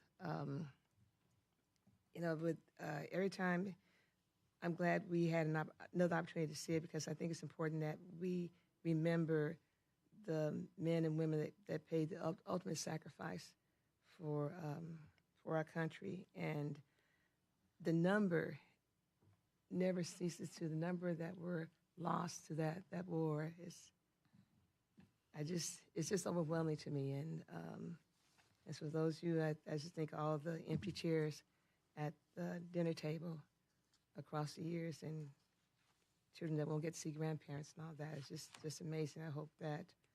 I pray that we never have to go through that type of war again. That was the great war of my generation, and it still saddens me.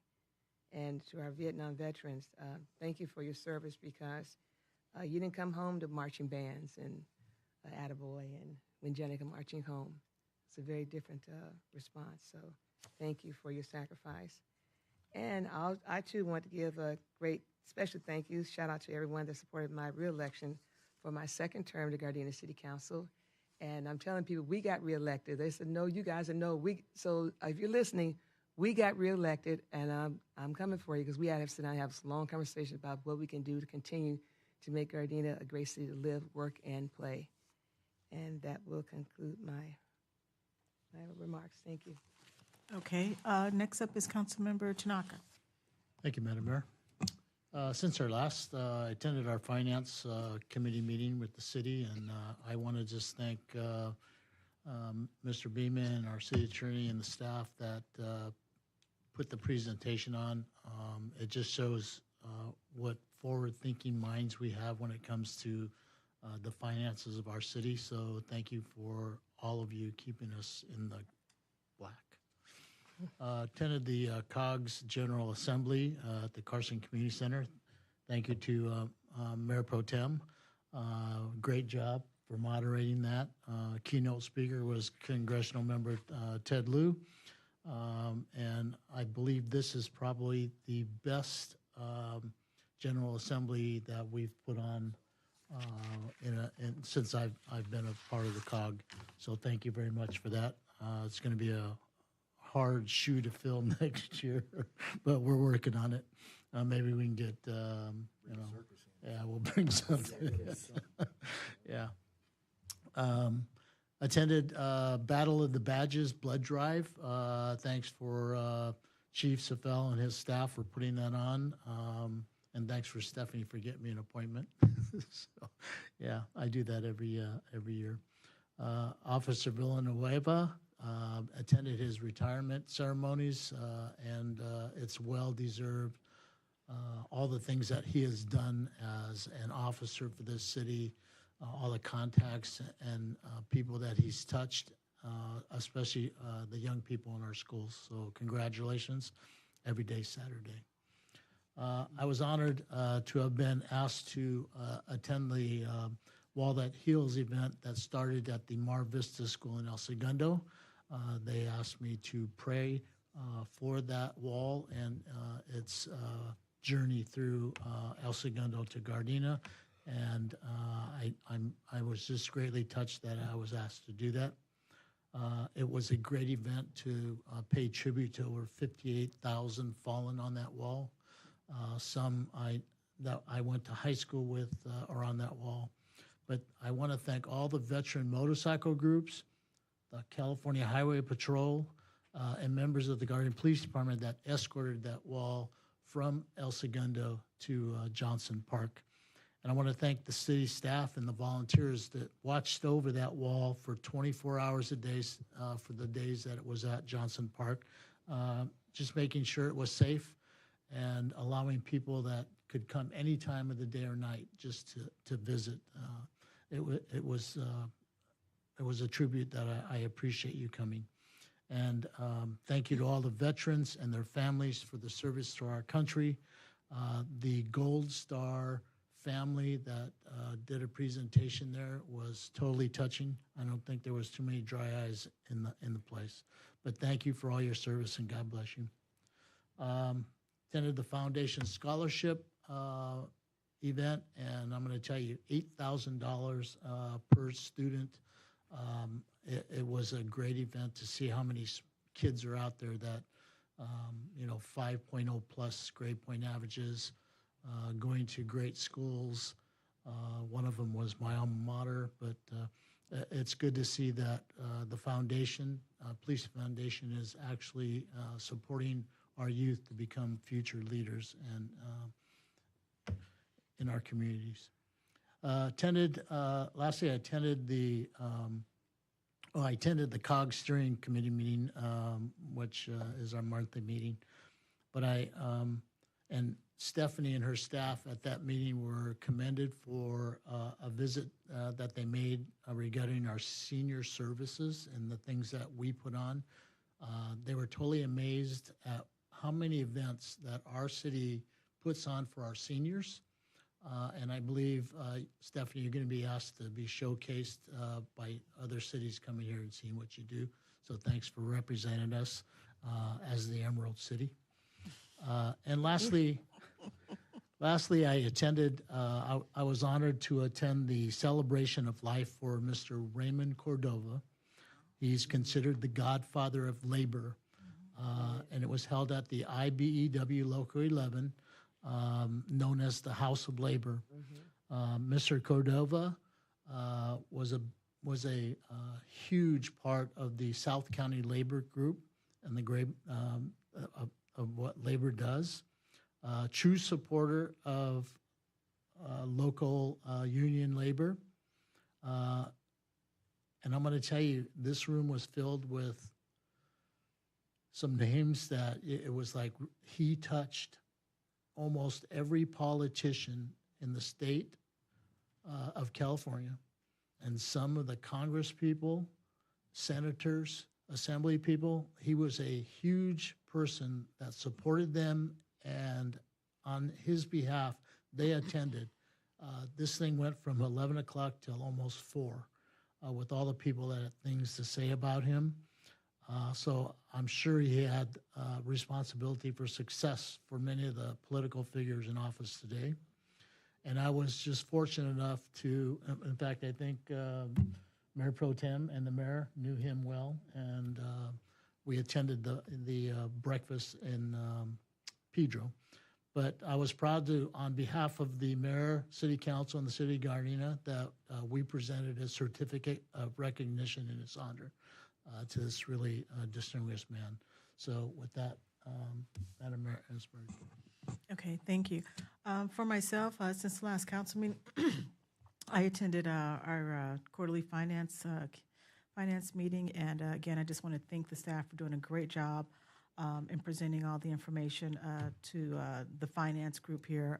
And as you guys saw tonight, we had the simple version of it here, or the Cliff Notes version of it here, just to kind of show how we're doing in the city. I was also invited to attend the installation of the Inglewood Board of Realtors for the President and Executive Board for the 2024. I also attended the retirement celebration for Officer Louis Villanueva that was held in a PD parking lot. And again, you know, Louis has touched so many people in this city, council members, residents, and definitely the kids. And, you know, the one story they mentioned about the young man who he inspired to become a police officer, they had this great picture of Louis standing there, and he was like, I don't know, maybe 10 or so. And then to see, was it junior high? He looked like elementary. I don't know. Maybe it was junior high. I don't know. But and then to see the officer standing there, and I was like, wow, that's really neat just to know that you impacted someone's life. But I know there have been so many more people out there life that he impacted there. So it was really a nice occasion as we celebrated his retirement. I also attended the Inca Lions Club meeting that was held here in the city of Gardena, and actually at Nakoka Community Center. And they too are a group that is so appreciative of the fact that they can use our facilities just to have their meetings. So I'm glad that we're able to offer that for our local community groups. I also attended the Spirit of St. Mary's banquet, where they recognized several medical professionals in the city of Long Beach, more specifically that has helped out the Cambodian community. One of our commissioners here in Gardena, who is a big part of that, invited me to attend, and this is my second year attending that, but it was just nice to see so many people who go over and beyond, especially in the medical profession, to help out folks who are at a disadvantage and just making sure that they have the proper health care that they need. I also attended the Gardena Police Foundation Scholarship Award that was presented to the young people, and it was so great, as Councilmember Tanaka mentioned, these young people here, these were the exception of the exceptional kids here. One young lady that just kind of stands out to me, she did exceptionally well in school. I can't remember what her grade point average was, it was so high. But she was in charge of the Hydrogen Club and all these other different activities. And then she wanted to be a veterinarian and go into engineering, but she was probably smart enough she could probably do both at the same time. She was talking about double majoring, and it was just really nice knowing that we didn't just give $1,000 to a student, we gave $8,000 to them. And a total of $48,000 was given out last Thursday. And I just thought that was really awesome to know. This is something that was put together by our community, our business community, the scholarship award that they do. And it didn't just start a few years ago and stop. It's continued, and every year it's grown even bigger and bigger. So I definitely encourage a lot of our businesses to consider joining our foundation. They are doing some really great things. So they don't just talk the talk, they actually do it. I also attended the Wall That Heals, the opening, as well as the closing ceremony. And once again, you know, I'm honored the fact that we were able to have the Wall That Heals here in Gardena, all the volunteers, everybody who was involved in that, thank you. I got a chance to see just even our public work staff as they were sitting there figuring out how they were going to put it up there, and even afterwards looking at all of the volunteers and even our staff out there working, and they were so careful and just diligent in what they were doing. And it just really goes to show that we have some great people in our community. So I just want to say thank you to everyone for that. And then lastly, just a couple of quick things. I just want to give a special shout out to one of our departments here. All weekend long, I've been at all kind of events, and I had a resident mention to me, he says, when he found out I was the mayor, he says, I just have to tell you, your city clerk's office, that passport service you guys have there, it was wonderful.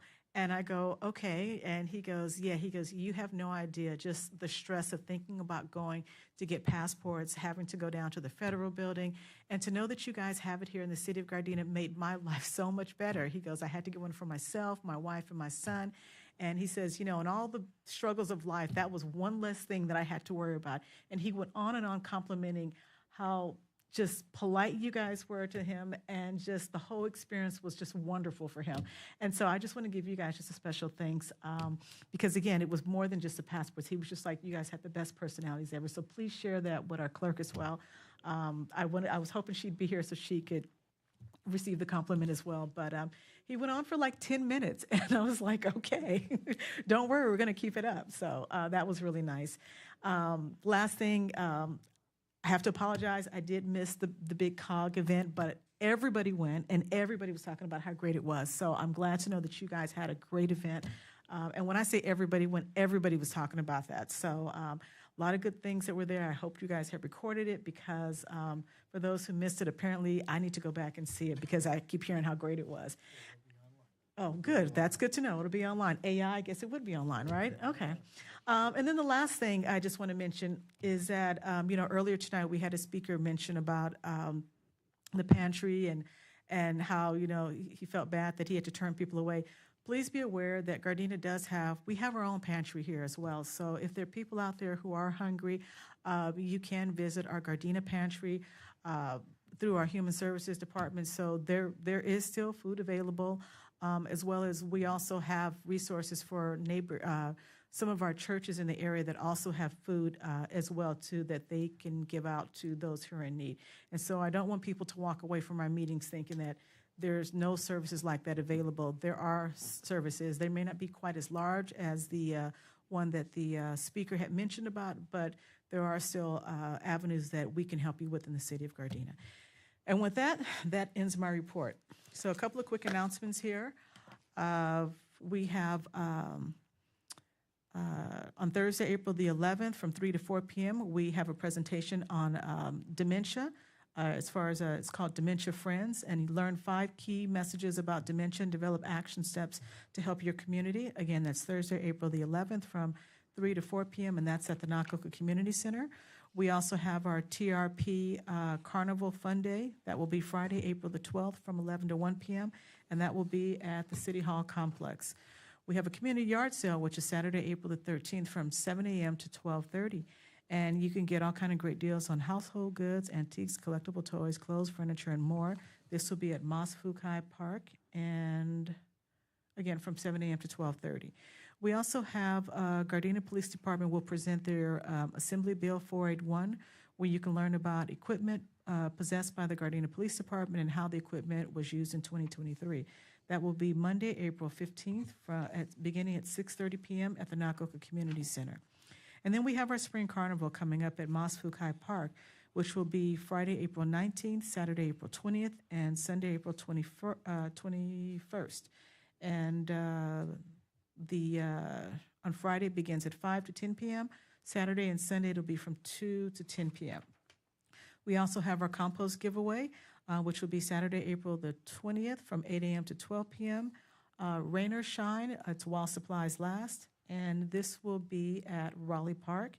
And you must be a Gardena resident. You'll have to show photo ID and a copy of your utility bill, and it'll be first come, first serve.